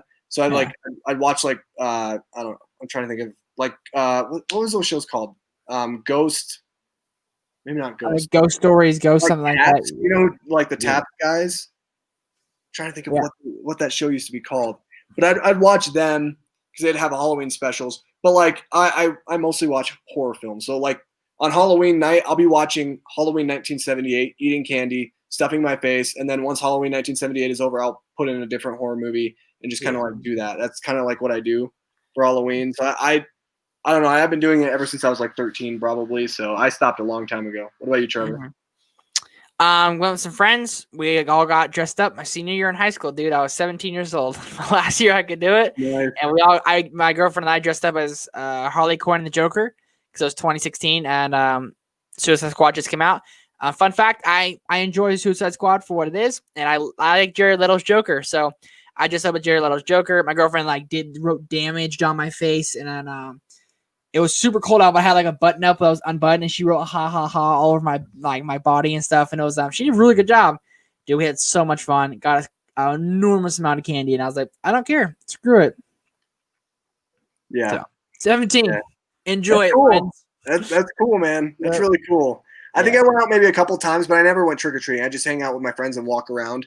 We'd go in because some houses like around us, they'd have like really cool, kind of like haunted, like kind of like a haunted house, but not really like a house. It's just kind of like the front yard. And we kind of like walk around to see those and stuff like that and get scared. And also I have cousins who every year they run a haunted hayride. They're not going to do it this year, and I don't even live in Pennsylvania anymore. But they would do that every single year, and my family would go and do the hayride like 2 or 3 times because we could literally like get in. We'd literally buy one ticket, and we could go ride it like 3 or 4 times because they didn't really care. Nice. And it was kind of cool. Like they had different ones. They had ones for kids. They had ones for like teenagers, and they had one for adults. And I went on all 3 of them. So yeah, it's kind of cool. That was a lot of fun. They have like some comedy in there, but it's mostly like the adult one is like very horror centric and it's really cool. Yeah. Like you could see Leatherface chasing you with a chainsaw and stuff. It is cool. Yeah, what are your favorite hidden gems? Mine are Hardball and Summer of '84. Hardball, dude, I can't watch that movie ever again. That is one of the saddest movies ever. I hate that freaking movie so much. Keanu Reeves is great in it, but dude, I bawl my eyes out when the little. Have you ever seen Hardball? I haven't. Oh, never mind. I don't want to ruin it for you if you're ever going to see it, but it's very sad. That's all I'll say. What is it? It's very sad. Oh, is it? It's a baseball movie, so it's about like Keanu Reeves coaches a little league team, and one of these. Are you ever gonna Are you interested in watching this movie? I don't know. It doesn't matter. Go for it. So there's a scene where this young kid, I can't remember what his name is. And it's like in the inner city. So all these kids kind of like deal with gang violence and stuff like that. And one of the kids, his younger brother, who's like, I don't know, 2 or 3 years younger than everybody else. He's really, really tiny. And he kind of just sits the bench. I can't remember why he ends up playing this particular game, but he comes in to pinch hit and he wins the game. He ends up getting like a base hit or something, and he wins the game for the team. And so everyone's celebrating, and it's like it's an amazing moment, right? I think I've seen that. The next scene, he gets shot. This kid who, I've seen that. I have seen a drive-by shooting. Dude, it's horrible. After that, I was like, I'm never watching this movie again, ever again. I've seen that. Yeah, that's terribly sad. It's like, dude, I hate the filmmakers forever for doing that. Yeah, that's crazy. P3, have either of you seen the Hostel trilogy? If so, what did you think of them? I've seen 2 of them. I don't. The first one's not bad. It's super gory though. I mean, it's all Eli Roth, so of course it's gory. Second one is kind of just like the first one, but it's just females. It's like the female version of it in a way. I think the second one has some good moments, but yeah, I don't really like Eli Roth that much as a director. I'm not gonna lie. I don't know. Have you seen any of these? Nope. Have you ever seen an Eli Roth movie like Cabin Fever or Green Inferno? No. He's very gory, very violent. Okay. How's it going, George? Good to see you, man. What we talk about? We're talking about movies, dude. Anything and everything movies. Yeah, buddy. Let's see. Zoe. How's it going, Zoe? I had a similar reaction as Nick did with Halloween with X-Files, the movie. When I left the theater, I was checking under my car for explosives. Wow. Nice, dude. Yeah, I haven't seen X-Files ever. I haven't either. Yeah. Check out the original Ringu sometime. I have seen Ringu. Not nearly as good, I think, as the U.S. remake, which is very interesting to me. Huh. I haven't actually heard of that. Yeah, so it's the Japanese version of The Ring. It's the original version of The Ring. Got it. I think The Ring is better, but Ringu is it is pretty good. It is pretty good. I'm not saying it's bad, but I think I like the U.S. version more. I think. Sure. Oh, right here. That's hilarious because that opening scene with the dog bowl was a perfect scare. LOL. I don't know why it got me so bad. Right. I agree, dude. It was. No, I was the scariest part of the whole movie, but I was like, my heart was racing for a while after that. I was like, I can't believe. I was calling him Denis Villeneuve. Why am I blanking on his name? Lee Winnell. Jeepers Creepers. Sorry. Yeah, Lee Winnell. I can't believe hey, he crafted a moment to scare everyone to high heaven. Everyone jumped, and then after that's why I love horror movies. After I get scared, I start laughing like crazy. Like I was like, oh, that's what happens to me. The Conjuring, because The Conjuring gets me so scared, I want to turn it off. I'm like, oh my god, turn it off. I'm like, run up to the TV and turn it off. It's terrifying. Yeah, that's funny. I love that. We'll have to watch. Maybe someday, me and you will have to watch a horror movie or something. Yeah. No, it's do you like 2017's It? Dude, I love that movie. Oh, I love it. One of my favorite horror movies. So several times they had some jump scares in there. Not a very scary movie, but it has some jump scares in there, Yeah. And whenever they jump scare, generally I can predict them. I'll be like, and 3, 2, 1, boom. And half time if my girlfriend sees a scary movie with me, I'll be like, close your eyes. Or plug your ears. Because honestly, if you plug your ears. It's more the sound. There's a sound effect, yeah. But in It, I remember it's a very funny movie, but whenever Pennywise did those jump scares, you jump and then you start laughing. I always thought it was fun. It's fun to watch horror movies. It's funny. I remember seeing It 2017 in the theaters with a couple of my friends. And one of my friends, Jacob, I love him because he has a very similar personality to me. It's kind of funny. On YouTube, I come across as this guy who just loves everybody. Sometimes I think that's maybe sometimes how people see it. But in real life, there are a lot of people I just don't like. It's kind of how it is. I feel bad about saying that, but I'm going to be open with you guys. It's a live stream. Why not? So Jacob's a lot like me. We both really don't like certain people. And we're watching the movie, and we were sitting in the kind of towards the back of the theater. And there was this lady who was there with her son. And the son he had to be 15. That's probably the only reason why this lady was in this movie, just so her son can come and watch it. Yeah. Good mom. I'm not saying she's not a good mom. But sure. This lady had no business being in a horror movie, dude. She was hysterical the entire time. She kept going, ha, ha, and just my buddy Jacob, the entire movie kept going, shut up, stop it. Oh my gosh. Every time there was a jump scare or even build up to a jump scare, she'd be like, ha, ha, freaking out. And I felt so bad for the kid because I just thought to myself, that'd be my mom. That would be my mom because I've seen horror movies with her and I refuse to see them with her. Number one, because like I don't know, when I was a kid, I felt like a lot of horror movies. I don't know if it's just with horror, and I know it's other genres too, but there's like a lot more like sex or like a lot more nudity in horror movies and stuff, and that's always awkward, dude. I remember seeing we're kind of getting off topic, but I remember seeing That's My Boy in theaters with my mom, the Adam Sandler movie, and I saw it with my mom and my grandma, dude. And there's so many there's so many like references and dialogue to sex and stuff like that, and it was so uncomfortable because like I was like, do I laugh at these or do I pretend like I don't know what they're talking about? You know, because my mom's right here. Mean, Mom? You're in deep down, you're laughing so hard. Yeah. So that's the thing is, it's like, and my mom doesn't really like horror movies. She just kind of calls them stupid because she's too scared. She'll be like, she'll be scared. I remember we watched this movie, The Fourth Kind. I didn't like it at all, really. I didn't think it was that scary. But my mom was freaking out the entire time, and she's like, this movie's so stupid. And I'm like, Mom, you're getting mad because the movie is scaring you. She's like, it's not scaring me. I'm like, yeah, it is. And then literally another jump scare happens and she just like, freaks out. So I felt really bad for that kid. But yeah, that lady was hysterical during it. Like, it was really bad. Yeah. Ben Stiller or Vince Vaughn? Vince Vaughn for me, dude. I love Vince Vaughn. And like the Wedding Crashers, The Internship, these Dodgeball, and he talks so fast. He's hilarious. The Breakup, he's great. I think he's fantastic when he's like that, and he's a pretty good dramatic actor. Like Hacksaw Ridge, he's very, very good in.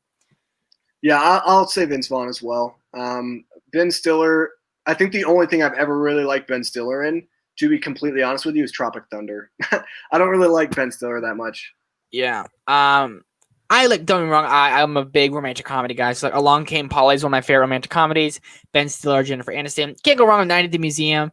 Zoolanders are kind of dumb, and he's also in Under Dodgeball. But like, I love Dodgeball. Yeah, that's a good one. But Ben Stiller, I don't know what does he do anymore? Like he kind of like maybe retired semi.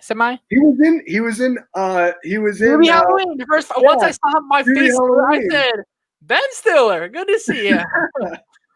I think him and Adam Sandler are good friends. That was weird to see him in that movie. It was very weird to see him in that movie make a cameo. I was like, oh my gosh, that's Ben Stiller. Ben Stiller is in Movie Halloween. Adam Sandler always has a lot of actors. Like Steve Buscemi, obviously, is always in them. Maya Rudolph's like always in them. Shaq is always in them. Yeah, Rob Schneider's always in them. Exactly. Yeah. So like Kevin James, almost always in them. It was weird. They also had a lot of Disney Channel stars. Like that's what I was. The whole like Jesse cast in that movie, pretty much. Yeah, I was like, oh wow, and I'll give it today, man. Adam Sandler gets who he wants, and that's who he likes. Yeah. Sandler is a Trump supporter. I don't really care about that. We're not going to sit here and talk about politics. No, it doesn't bother me. If you're left, you're right. You're upside down. You're straight forward. I don't care. Whatever you believe is fine with me. Yeah, whatever makes you like. Honestly, I just want people to be happy. That's really how I feel. Let's see. When I say host sucks, I mean it's just capitalizing on the streaming webcam horror phase. It's still directed well and will appeal to most audiences. The webcam gimmick is overplayed, though. I can understand that need. I understand that. Here's the thing, though, about the guys who the guys behind host. One of them is Jed Shepard, and this guy is so cool. If you talk about how, like, if you even say the host is good, he will retweet you. I literally put out when I watched Host, I was like, oh, I loved Host. It's probably the best horror movie of the year. Jed Shepard retweeted, and then he commented and he said, thank you. He was one of the which is really cool. And he seems like a really, really nice guy. He's like really into movies and stuff. He does like movie polls and stuff. He's the type of guy, if he wasn't writing films, I feel like he'd have a YouTube channel talking about movies. And then the guy who directed Host, Rob Savage, awesome last name, by the way. Savage last name, yeah. These two guys, and I think it's because Rob Savage and Jed, they work together. They signed I think it's like a 4 or 5 picture deal with Blumhouse. So that's pretty amazing. The next movie we get to see from the creators of Host is going to be from Blumhouse. That's really awesome. Congrats to them. That's huge for them. Congrats to them. Yeah. Yeah. And that's the thing is I just think it's really, really cool because they've been doing like a lot of independent and small films and now they're actually getting their chance. And that's awesome for them because I really can feel that those two really love film. Yeah. So I love that. Ghost Hunters. Yes. That was the name of the show. It was the name. Yeah. Let's see. What film score best accentuates what is happening on screen to you? Tenet. God, dude, that rattled me. That score, that was the loudest I've ever heard a movie. How loud that score was, and like this made me like, holy moly, what's going on? It's kind of what I felt the whole time in Tenet, So that's my answer. I'm gonna say Halloween 1978. I know I've talked about it a bunch, but that movie to me, it's like when the suspense is building, the score builds along with it. That I think another one is Jaws. Jaws has a really great score that accentuates what is happening. Another one that builds tension perfectly. So, yeah, I'd have to say some of those. Sure. Oh, dude, I love this question. Big Bang Theory or That 70s Show? That 70s Show for me all the way. Never seen an episode of Big Bang Theory. Doesn't look that funny to me. That 70s Show is one of my favorite TV shows of all time. And I'm very sad and still very bitter that it's off of Netflix. Yeah. Burn That 70s Show all day, dude. Has to be. Dude, that show is incredible. I could literally I've watched probably every episode of that show at least 7 times, and I still laugh every single time. Every single joke, I still laugh. I'm cold too. Well, damn, Jackie, I can control the weather. One of the best lines. I love the I'm trying to think of, like, I have a lot of favorite episodes, but one of my favorites is the one where Eric and Donna are playing basketball and Eric pantses her and she's wearing fairy panties. Man. That episode is hilarious to me. I love that episode. I also love I love Kelso and Jackie in their relationship, like where he's getting mad at Jackie. He's like, Jackie, you owe me money because you ruined my van. And she's like, Kelso, you got that van for free. And he's like, yeah, but I put a lot of money into that thing. And Hyde and Fez are sitting there and they're like, okay, guys, let's sit down. Let's see how much you owe for everything that you guys have bought in each other throughout the relationship. And Jackie's like, I bought you that shirt. I bought you that. And he's like literally walking out basically naked. Yeah. He's just like, fine. It's so funny, dude. One of the best scenes too is I love this scene. To me, sorry, my voice is like cracking. I've been talking a lot. I apologize. I need to drink water, but I haven't gotten water yet. To me, one of the best scenes in that show is the episode where they're doing class pictures, and they talk about how everyone has seen Donna's boobs, right? Because hot Donna is the thing, and dude, Donna to me was like, whoo! I had the biggest crush on her when I was growing up. Sure, hot Donna, and Kelso's like, man, I've never gotten to see him. And they're talking about it, and she's like, oh, you tried. And he keeps walking into her bedroom. He's like, oops, sorry. And she's sitting there studying. And then she's like, all right, guys, I need to change my blouse. And you see it coming a mile away. You're like, oh, he's going to do it again. And then she's changing, and he goes, oops, sorry. And she's like, Kelso, we just talked about this today. He's like, well, damn, Don, if you just let me see him, I'd stop. And then she shows him, and he's just like, they're beautiful. And he falls to the floor.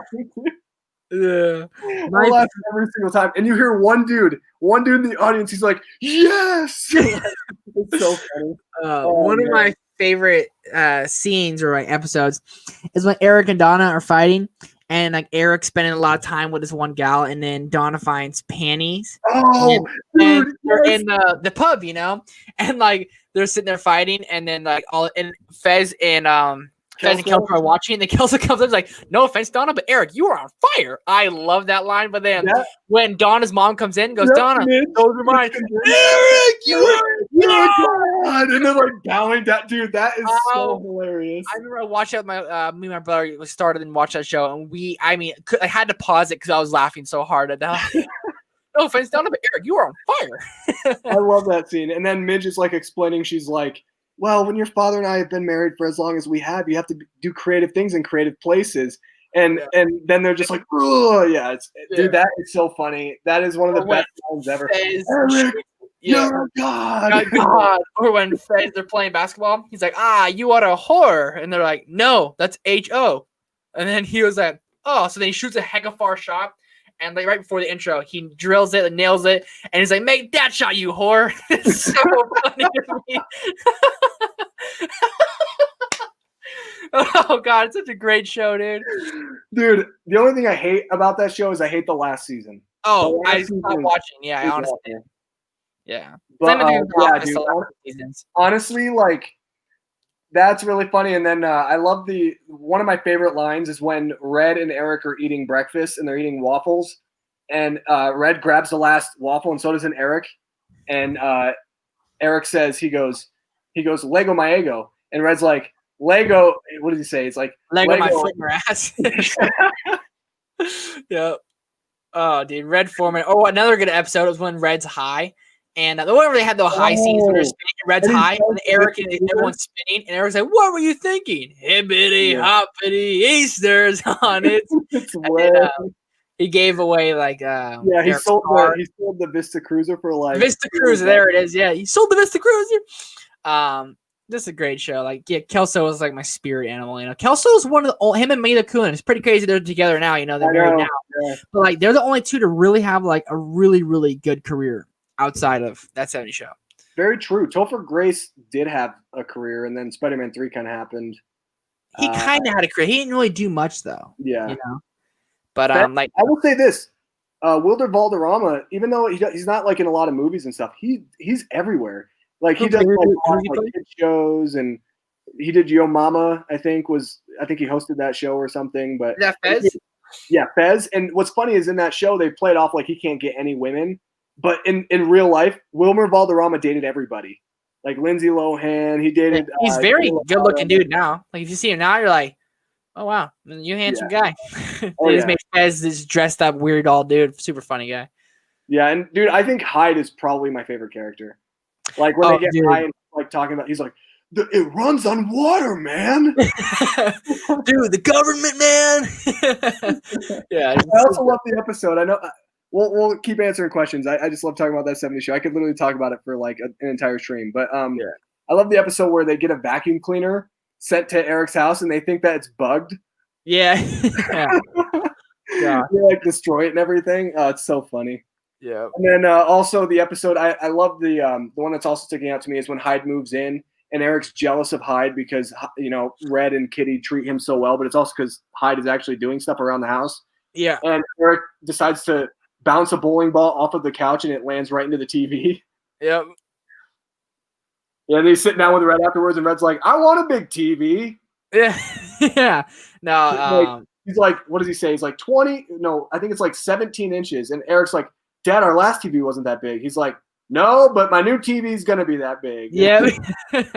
Red Foreman was the greatest, and like I never knew what they said that was great. We're all right. The intro music's so good, but I never knew what it said when it showed the license plate. I was like, no. But he says, "Hello, Wisconsin," or that's what he yells. I never knew that. I look it up, and he's like, or "What's up?" I think it's "Hello, Wisconsin." Like, "Hello, Wisconsin." Yeah, it's really cool. Great show. Have you ever seen Ghost Whisperer? I have not. Nope. I think it has Jennifer Love Hewitt though. Let's see. There's a really important. Oh my gosh, we are behind on questions. I apologize, guys. Favorite Oreo? Double stuffed. All day double stuffed. What's that? Double stuffed all day. Dude, I don't even like. I will only Oreos. There's only 3 that I like: double stuffed, regular Oreos, or they do this like limited edition one on Christmas. That's like the what is it? It's like white fudge. Yeah. Oreos. Those are the only ones I'll eat. Yep. I hate all the other ones. I had the pumpkin ones, the orange ones. Oh, those are so good. Double stuffed with orange cream. I call myself an Oreo purist. I only really like, regular or double stuffed. Really I am an Oreo enthusiast. You put Oreos in front of me, I'm gonna eat them. It's gonna happen. It's gonna happen. Oreos, yeah. Mega Stuff. I've never had Mega Stuff actually. Never mind. Just saw Night of the Living Dead for the first time. So good. I do really like Night of the Living Dead. I don't think it's like it's not like in my top, I don't know, 100 favorite films probably, but I do like it. I do on the Criterion as well. So, have you ever seen Night of the Living Dead, Trevor? I have not. It's like the classic, like quintessential horror or zombie film, I should say. Okay. Ooh, here we go. Would you consider Talladega Nights a sports movie? I do, and I know you do too, Trevor. Yeah, probably. Hey, NASCAR is a sport. Yeah, even though it's really it's kind of not, but it is. But I don't think it should be. NASCAR is one of the most boring things to ever watch. Really, my family. I grew up watching NASCAR. My whole family. It's very very popular. I grew up watching it too. I liked Dale Earnhardt Jr. when I was a kid, but then when I was like 12, I was like, yeah, I don't like this anymore. Yeah, I'm not like a big. My dad watches NASCAR every Sunday, every time it's on. But like I've been to NASCAR races live, dude. Fun, good people too. Really good people there. Like it's like everyone's there to have a good time, drink some beer and hang out. I don't drink beer, but I drink soda. But anyways, the people like drink beer, have fun, and it's a good time. It's really really fun just to kind of go out watch it. Yeah, it's just a bunch of basically rednecks out there hanging out, you know. And I grew up in the country, like on a 5-acre ranch, so redneck if you want to say. But it was a lot of fun to go to those. Yeah, Junior doesn't even race anymore, does he? No, he's an announcer, really good announcer. Yeah. Yeah, he was the only one that I liked. Everyone else I didn't even. I think the only one that I remembered was. I was Jeff Gordon and Dale Earnhardt Jr. I like Jeff Gordon a lot. I hate Jeff Gordon. Why? I just don't like him. I don't like Jimmy Johnson. Oh, Kyle Busch. Who else did I like? I liked Edwards. Carl Edwards? Carl Edwards. Yep. Yeah. It's my dad's girlfriend's favorite driver, Carl Edwards. I don't know what your schedule is. We all need to get together on a stream and talk movies. I promise to not go full Kanye on panel. LOL. Be calling me. No, we definitely do need. I honestly, like, I've told Chris this. I don't know if I've ever told you this, Trevor. I would love to do like a collab where it's like a bunch of us in the community talking. Yeah. Just like talking about movies, like you, Chris, Jaron, Nate, myself. Need is definitely someone that I would also consider in there. Like AJ, like just like get a bunch of people and just like talk about movies. Yep. I don't know how we do it, but I think StreamYard you can do like 10 people. It's crowded. I think if you pay for it, if someone pays for it, it's like you can do 10 people, but I don't know. Wow. For sure. Yeah. Let's see. Is Freddy, Michael, Jason, or Chuck your favorite, and why is the one you choose your favorite? Mine's Michael. Has to be Michael as well, yeah. It's my favorite horror movie of all time. There's no gimmicks with Michael. I think that's the easiest thing. I mean, there's no gimmicks really with Jason either, but Jason changes too much throughout the franchise. Freddy is kind of a gimmick. I do like Freddy, but after about the third movie, he just goes completely like balls to the wall insane. Chucky, I've never really been the biggest Chucky fan. I don't really like those movies. Yeah, right. I like Child's Play too, but that's pretty much it. Let's see. All Fez needs is candy and girls. Yep, pretty much. Very true. What is your favorite movie twist? One that came to mind. Not my favorite, but one that came to mind right away. Have you seen the movie Up in the Air with George Clooney and Anna Kendrick? Yep. That's a good movie. Oh, it's a great movie. Very, very underrated movie. When that twist happened at the end, you know what I'm talking about, like with no lie, I did not see that coming. I didn't see that coming at all. And like my heart sank to the floor when that happened. I was literally like, what? That's one that came to mind. Obviously, I think there's more better ones, but like for a romantic, like not comedy, but a romance movie that got nominated for a lot of Oscars. Damn good twist. If you guys have seen Up in the Air, it's a really good twist. If you guys haven't, check it out. It's a great movie. Mine's probably, I've talked about this a lot on my channel, but it's probably Sleepaway Camp. I haven't seen it. I'd recommend it. It's very cheesy and it's like a B movie. I think Chris watched it recently. Yes. Yep. I was talking to Chris about how he needed to watch it, and I can't believe he watched it. I was so proud of him. I was like, dude, I'm just happy that you watched the movie. He said the last 10 minutes were crazy. Other than that, cheesy movie. Yes, the twist at the end. And Trevor, do not read anything about this twist because it will ruin the entire experience for you. I never saw it coming. Like, it's one that you never see coming ever. What's the movie called? Sleepaway Camp. Okay, I'm gonna put that on. I'm doing like a lot of Halloween, like first time watch reactions of classic movies. That's gonna be fun to do. So I'll put that on there. And then Friday the 13th, I'll do that. It's on Amazon Prime if you have Prime. Yep.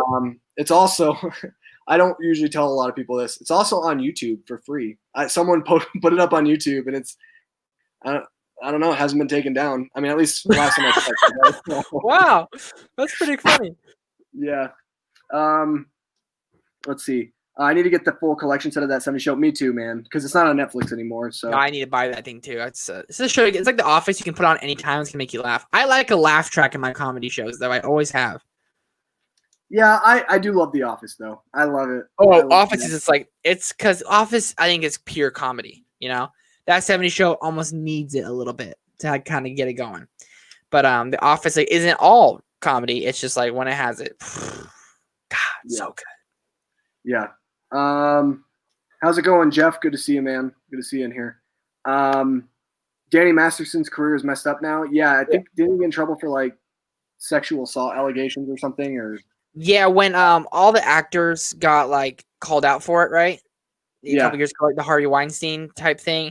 Yeah, he was one of them that went down with it, and that's why he got taken off the ranch. My brother didn't know about it. He's like, dude, that's a spoiler to anyone. He did a ranch with Ashton Kutcher on Netflix. Funny show, very funny show. And then he left. My brother was like, dude, he's leaving. Like, that sucks. Like, I don't know why he did that. And I said, oh, I put two and two together. I said, yeah, dude, he's like, his career's done. And he was like, dang, that's crazy.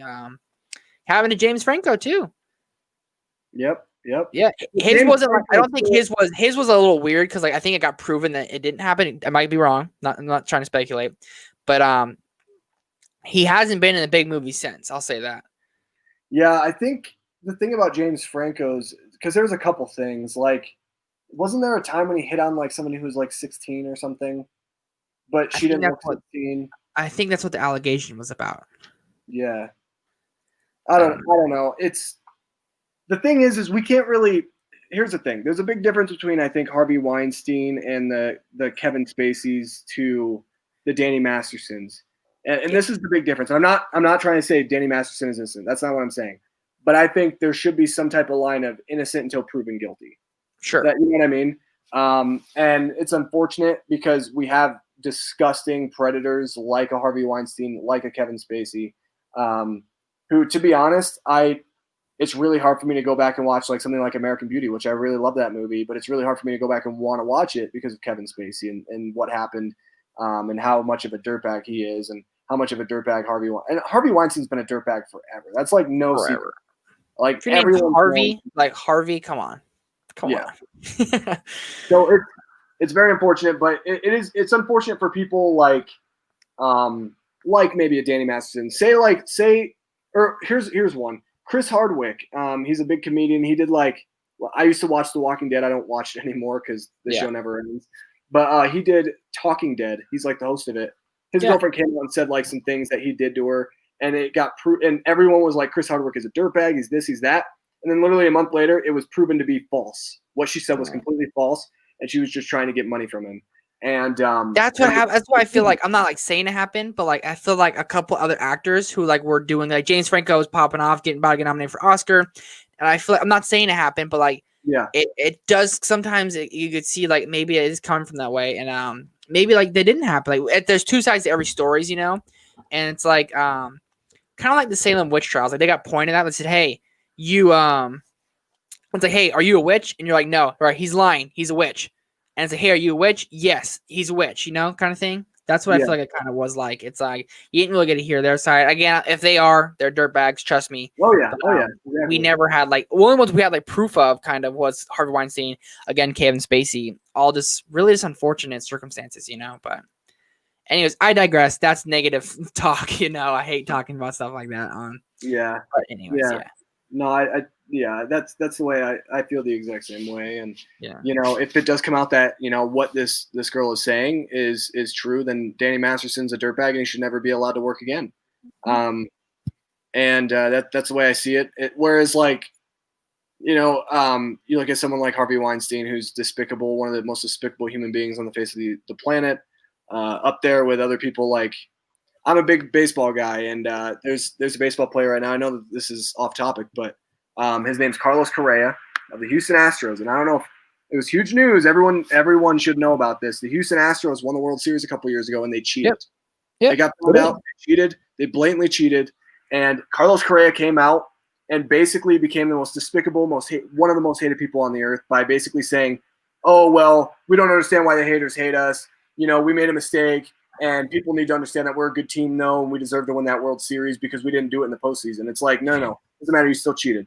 You still cheated. And you knew it was like they had like the pitches, right? The pitches they were going to throw? Is that what they had? Yeah, so what happened was it was this whole elaborate system. They had a camera set up in center field that feeded directly, like a live feed directly into the catcher's crotch, right? Because that's where the catcher does the signs. Yeah. And then they took that. They had a monitor in the middle of or in between the dugout and the clubhouse. So there's like this kind of hallway. And they had a monitor in there. And they would watch and decode what the signs were. And then they'd take a trash can and they'd bang on the trash can to indicate whether or not it was going to be a fastball or a breaking ball. Yeah, no, you guys are cheaters. They should be suspended. Yep. They should all be – because what's ridiculous is like Pete Rose, who is one of the greatest baseball players of all time, he ended up getting banned from MLB forever because he gambled on games. Now, granted, he didn't gamble on his own games. He just gambled on games when he was a manager. That's not that big of a deal. That's your money. Do what you want, dude. Yeah. Rob Manfred, the worst and the biggest clown in all of Major League Sports history, the commissioner, decided, you know what, I'm going to give them immunity. So these guys, they can still play. They're still getting accolades. They still have a chance to potentially win another World Series, and they're all cheaters, and they're all scumbags. And if you're a Houston Astros, it's funny because Houston Astro fans on Twitter are the worst. They're like one of the worst fan bases now. They literally love the fact that their team cheated. They think it's hilarious. I'm like, how is that hilarious? There's no honor in that. Like if the Yankees did that, I wouldn't wear this hat. I wouldn't be watching the Yankees and rooting for the Yankees for a while, for a long time until whoever, was a part of that ended up, leaving. And I know a lot of people have come at me about steroids. It's like, well, that's one player. That's not a whole team. You know what I mean? And I think the one player who does steroids should be punished. And that person is a dirtbag for cheating. But we're talking about a whole team here. And the Astros, they ended up winning the wild card series. They just won the ALDS too because the Athletics are a joke and they can never win a playoff series pretty much. But they won the wild card series. Carlos Correa gets on the mic. This is literally what he says. He goes, I know a lot of people are mad that we made it, that we're going on to the next round. But what are the haters going to say now? What are the haters going to say now? We played a good team and we won because we're a good team. And I'm like, you know what people are going to say? That you're still a scumbag because you are. You're still a scumbag, dirty cheater, and that's just how it is. So I'm hoping I don't want to keep this rant going, but I'm hoping that the Yankees win tomorrow. They win the series against the Rays. We go up against the Astros, who beat us 3 years ago because they cheated. They beat the Yankees last year in the ALCS and 3 years ago, and I hope the Yankees spank them in the ALCS. That would be amazing. Shut them up. Shut that franchise up. That'd be awesome. I know they'll make a really good movie about it. Oh, dude, I'm sure, dude. Aaron Sorkin should write it. I'm totally sure about that. Let's see. Is Regal going to survive? Is this the end of multiplex theater chains? I don't think so. I think it's going to survive. I don't think it's the end, I should say. I don't think it's the end of multiplex theater chains. Regal's owned by Cineworld, and Cineworld's the largest theater chain in the entire world. Anyone survives, I say it's Regal. AMC, on the other hand, different story. Different story. But my Regal, the one I go to, just recently opened, and they said every other one's closing, but my Regal's the only one staying open. That's what they said. I got the email. I said, hey, I'll support you. I'm coming, I love going to the theater. It's my favorite. It's my favorite thing in the world is go to see a new movie on a theater. Like tonight, I'm very grateful for the movies getting postponed because I wouldn't have met so many friends like you, Chris. I wouldn't have met you guys, So there's double-edged sword. Obviously I'm not grateful for coronavirus, that's definitely a terrible thing. But there's definitely, I guess, pros and cons. I met a lot of really cool people and the time of having just to bunker down and meet people online, I guess, so in a way, there's blessings in every disguise, I guess. Yeah. I agree with that. I think it's very unfortunate. Obviously, this year cannot end soon enough. That's the way I look at it. It's retweet, dude. Yeah. That's why I'm I love October. I love Halloween. I love this month, but I will love this month better in another year. Hopefully. I just want this year to end. I don't care about Christmas. I don't care about Thanksgiving. Let's just move to 2021. I care about Christmas. Come on, Christmas. Come on. I'm excited for when the Lord of the Rings set drops. That's gonna be cool. But I can't wait, dude. I gotta pre-order it as opposed to what I did with that Halloween Steelbook when I botched Sure that. I still won't be able to forgive myself. I'm gonna sleep like without peace tonight. I'm gonna be still salty about it. But yeah, I don't think it's the end. Regal, like you said, Regal's owned by Cineworld, and they're fine. And all the multiplex theater around here, man, there's like a bunch of them. It's like a chain here. I don't know if it's just a chain here in Utah, but like they're not going anywhere. Utah is actually, it's kind of weird. Utah is actually one of the better places with COVID. We've been able to manage COVID. And it's because people wear masks. That's just really what it is. People wear masks. For the most part, people are clean. They wash their hands and stuff like that. And I think that the one thing, and I've said this time and time again, if there's one positive we could take out of COVID, one positive, and I'm not saying it's a good thing. I'm not saying that. Don't skew my words, anybody on the internet. But there's one thing we could take out of positive out of COVID. People are starting to realize that it's important to be, number one, safe. Number two, wash their hands, because a lot of people didn't wash their hands, and it's kind of disgusting. Like I would see people at the theater all the time. They go to the bathroom and then like walk out. I'm like, that's disgusting, man. Like, wash your freaking hands. And then number three, people aren't so close together. People kind of want to separate from one another. I think that's a good thing, to be honest. I don't like people breathing on me. I don't like people in line. They're so close to you. I'm like, dog, you can back up. Like, I promise you. It's not going to go any faster if you're on my butt. I promise. Yeah, exactly. Exactly, dude. And that's the thing is, it's like, I don't think there's going to be a Black Friday this year. I don't think there should be, to be honest. Let's just do Cyber Monday. I'll be doing Cyber Monday. And I'm upset, obviously, because I love Black Friday, Blu-ray hunting, but what are you going to do? What are you going to do? You want to be safe, or you want to go to 1,000 of people at Best Buy? Yeah. Yeah. Just for like what? To buy something cheaper than if you wait a couple days, it's gonna be the same price on Cyber Monday. And I think Best Buy, like I talked to people at my Best Buy, they said they're not gonna be doing it, just doing online. I feel like if they just like did limited people, my Best Buy, my place is huge. One I go to, it's enormous. And right now, every time I go in there, there's like 200 people in there. Sometimes it's like super busy. I'm like, what if you just limited the line? You'd have a line, but you have someone counting people. Like when people come out, you let more people in. They could do like line management in order to do it. I feel like that could be a way to still have Black Friday, because like that's a huge day for Best Buy. They make a lot of money, from fridges to washer and dryers to movies to TVs to everything. Like it's a big day. So I feel like if they did something like that, it would still work. I'd wait in line. I wouldn't no problem doing that. Yeah. Let's see. iCarly or Drake and Josh? I'm gonna go. I need to go grab my charger real quick because my computer's gonna die, and also I'm gonna go grab a water. So Trevor, do you want to kind of take on this question real quick? Sure. And take your time. You can take your time. Okay. Explain your thoughts. I'll be right back. Just because I don't want my computer to die or anything.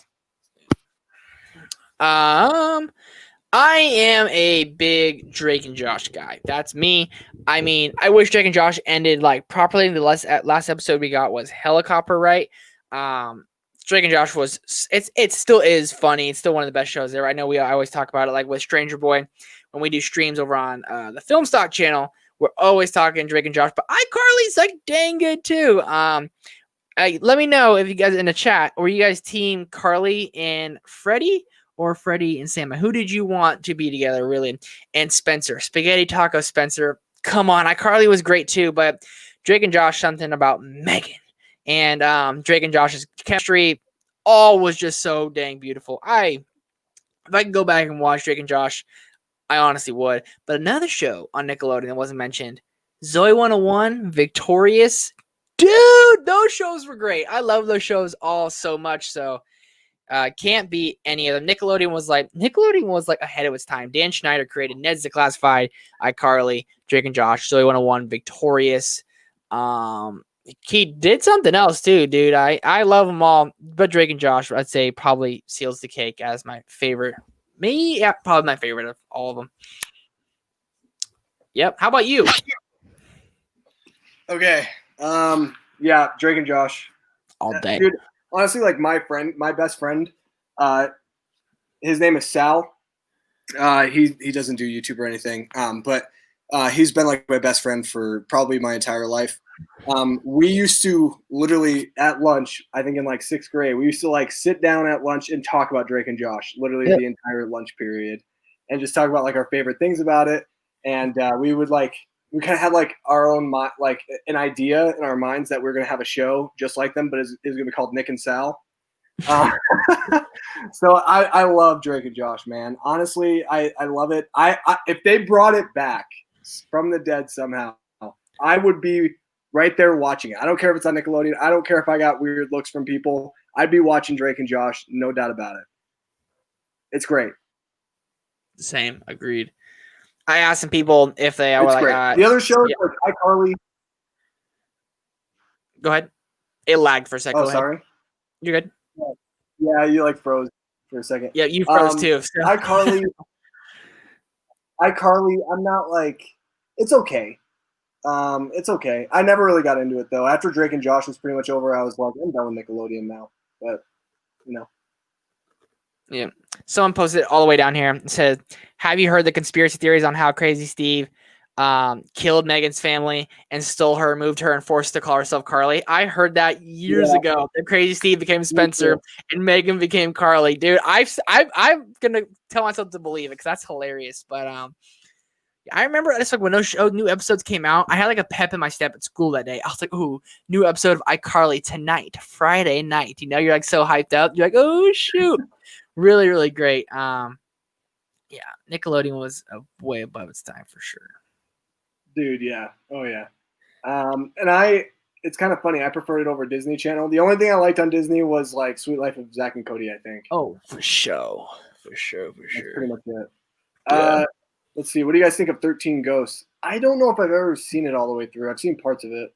Yeah, I have not seen it or heard of it, actually. Drake and Josh is pure comedy. Yes, it's great. Drake Bell has allegations, but I think he's innocent. I didn't know that. I'd never even heard of that. Me either. I don't know.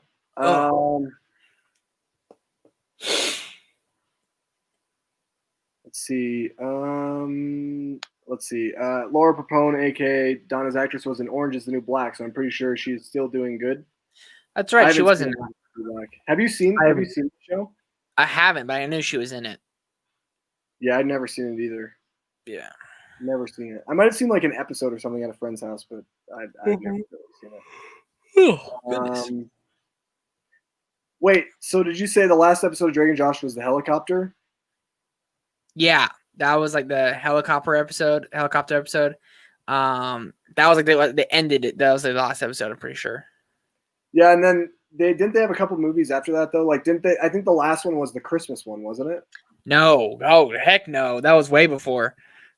Wait, really? Yeah, because Josh Peck still was like a little like overweight compared to what he was at the end. You know, he had like way longer hair and everything. Yeah, that was after. That was before, I mean. I don't remember the helicopter episode then.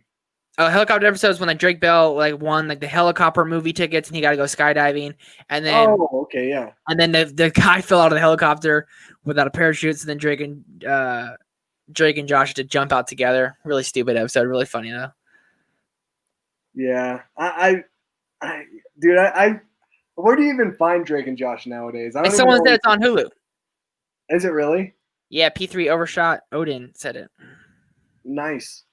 You'll have to go back and rewatch some of those episodes. Yeah. I love Drake and Josh. Great one. It's a great one. I think that's it though for questions. For sure. I really want to win, but Victorious is awesome. I was just revisiting that show a couple weeks ago. It was on Netflix, dude. I rewatched a bunch. I have a couple episodes because the music in that show is so good. And I had the biggest crush on Jade, dude. I thought she was beautiful. I still think she's beautiful. Dude, she's hot, man. Isn't she like a show now? I had no idea. I don't know what happened to Elizabeth Gillies and Victoria Justice. I think she won a show on CW or something. Good for her. Also, I had a huge man crush on Beck. Don't even care. Beck Oliver, dude, was so good looking. You know what's funny? He was actually really good in Zombieland too. He was hilarious. I forgot he was in that. That's like the last thing I've seen him in. But Andre, I don't know what happened to him. Robbie, I don't know what happened to him. Obviously, Ariana Grande is Ariana Grande. Very, very successful. Victoria Justice. I follow Victoria Justice on like Instagram. Very beautiful lady as well. Dude. Oh, Victoria Justice. I had the biggest crush on her. That was my crush right there. She went from her and like Carly were two of the biggest Nick stars. I mean, Marina Cosgrove, because she went from Zoe 101, a big character, to getting her own show in Victoria's. Megan, a big character, and Drake and Josh getting her own show in iCarly. So, does Miranda Cosgrove do anything now? Last time I saw her was in a David Dobrik YouTube video. That was it. I saw her in a Josh Peck YouTube video where her and him go over like some of their cringiest moments in Drake and Josh. Yeah. Yep. And Josh Peck's YouTube channel is pretty funny. Oh yeah. He's very different now. Very different from when he was swears young. And stuff. It's weird to see. Yeah. And he's like married and he has a kid. Yeah. So and he does mukbangs. Yeah. I wish I could do. I want to start doing mukbangs. Talk about mukbang. You go get food and like talk movies with friends. That sounds fun. What would it be called? Film bong? Huh? Film bong. Film bong? I have no idea. I feel like a lot of people would come and they think that we were like Cheech and Chong or smoking. Yeah, exactly. Yeah. No, yeah, I don't know what happened to Miranda Cosgrove, man. I haven't seen her in anything. And then the girl who played Sam in iCarly, Jeanette McCurdy, nothing. Guy who played Freddie. Oh, Freddie actually is what's his kid's actor's name? I forget his actor's name. Nathan something, right? Nathan Kress. Yeah, he's a creator on one of the Nickelodeon shows, and he was directing episodes. Really? Yeah, I was like, good for him, because I was talking about this on the stream with Chris yesterday. Like, Jason Earls was like 30 years old playing a 16, 17-year-old kid on Hannah Montana. Yeah. Well, Freddie was like 18 years old at one point. He was playing, like, he was older than he was playing. Yeah, so he's one of those guys as well. But he was directing episodes for a Nickelodeon show. Like, that's cool if he stuck with Nickelodeon and created shows. Jerry Trainer, Spencer, Crazy Steve. Mm-hmm. What happened to him? He had that one movie on Nickelodeon, that video game movie. Haven't seen it. Oh, dude, I loved that movie. I thought it was great. He had that, and I haven't seen him since. People subtweet him all the time. Hey, Jerry, look at my spaghetti tacos and all that. But yeah. That's funny. Yeah, that's interesting. Yeah, Nathan, Jason Earls. Yeah, because he was in Hannah Montana, right? Was that what he was in? Yeah, he was like 30-something playing a 17-year-old. I saw him. It's kind of funny. You know what movie he was in? He was in an American Pie movie. Was he? Before Hannah Montana. Wow. Like American Pie, I want to say like Bandcamp, I think. Oh, God, I never saw that one. I love the new one that just came on Netflix, dude. I tried watching it. I watched 5 minutes of it, and I was like, this is stupid. Yeah. What's it called? I think it's like Girls Rule or something. Yes, it is. The best American Pies with the main cast. There's like 4 with the main cast. Brilliant, funny, hilarious movies, in my opinion. Like American Reunion, I love that. I hope they do another one here in a couple years. They all team up together. The Stiffmeister, come on, bro. The 4 original cast ones. I mean, and here's the thing. I know a lot of people aren't the biggest fan of American Wedding. I like American Wedding. Sure. I think American Wedding is just fine. But American Reunion was great. It was a lot better than I thought it was going to be. And dude, Jason Biggs is great in it. Stifler is good. Stifler is the best. He's literally the best character in American Pie. But I think like the problem that I have with the girls one is like they have a Stifler character. She's a girl, and I was just like, why? That does not probably fit very well. Yeah, it doesn't fit, especially with like who Stifler is, and part of the whole gimmick with him is just his the things that he says, the things that come out of his mouth. Finch's mom. Oh, dude, Finch and Stifler's mom. Oh man, Stifler, how's your mother? It's like, oh god. Shut up. Yeah. That's really fun, and it's kind of funny because like Sean William Scott, I remember once American Pie came out, like the first one, he was big, and then he just kind of like died. You ever seen Role Models with him? I love Role Models. One of my favorite comedies of all time. Him and Paul Rudd are amazing. And do the LARP. They have God, it's just a very, very funny movie. And he's like obsessed with boobies or the rich self. Like, boobies. It's such a funny movie. Like I love when he's making love with that girl in the tent, the one who tells him that she's engaged or whatever. And then they go on that trip, and she's like, "Oh well," she grabs him, and she's like, "What is that?" He's like, "Those are my balls."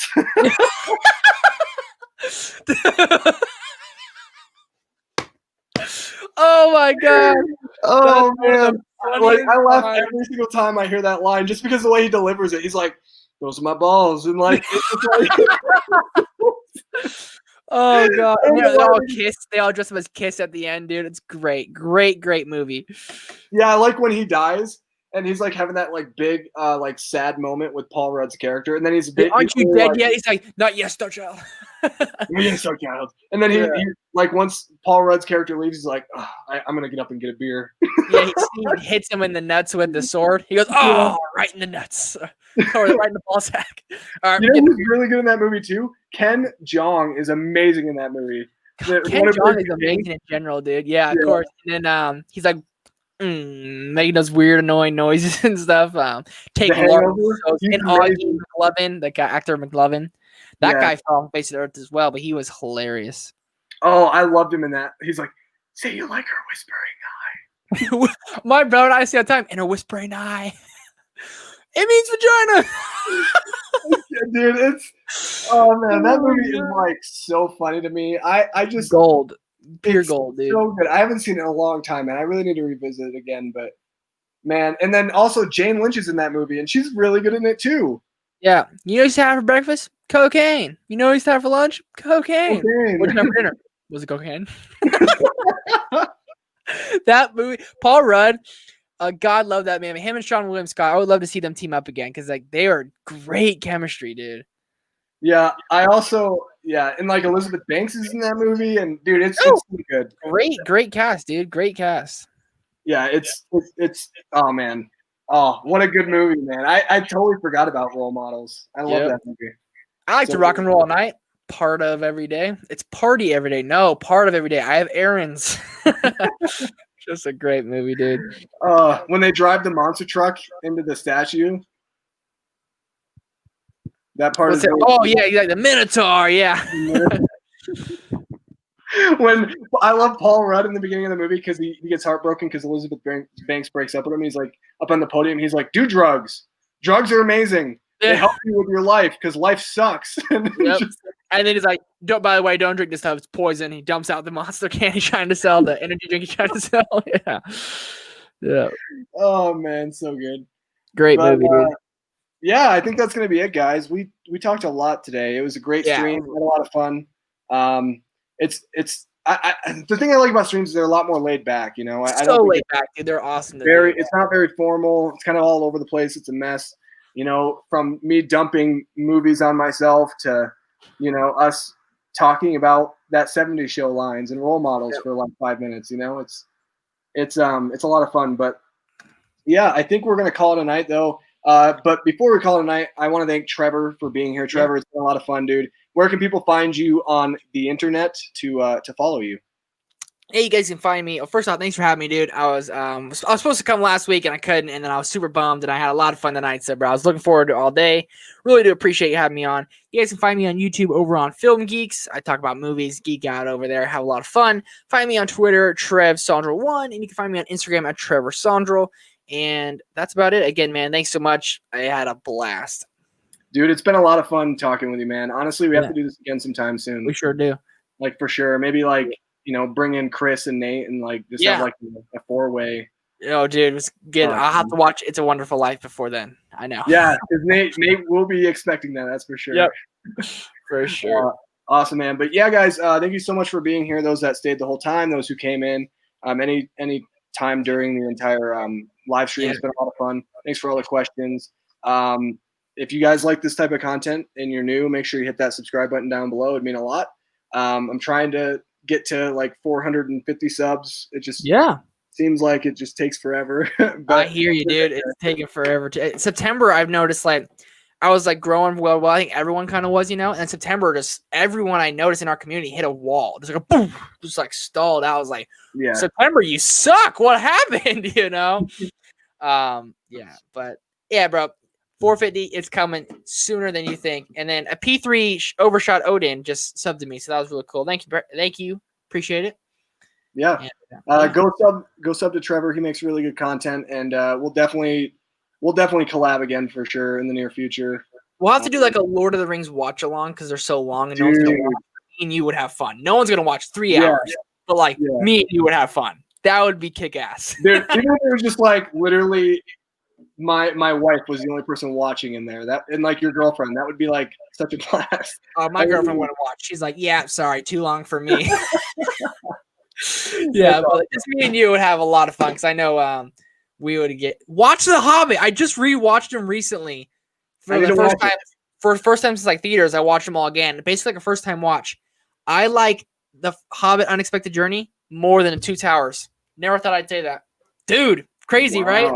Dude. Wow, it's great. You gotta watch them. You'll love them. If you love Lord of the Rings, you'll love them, dude. I cried and everything. It was awesome. That's great, dude. That's awesome. But all right, guys, thank you so much for watching. I will see you. I'll have a I can't even talk. I'll have an unboxing video tomorrow on the channel for the Friday the 13th set. So look forward to that.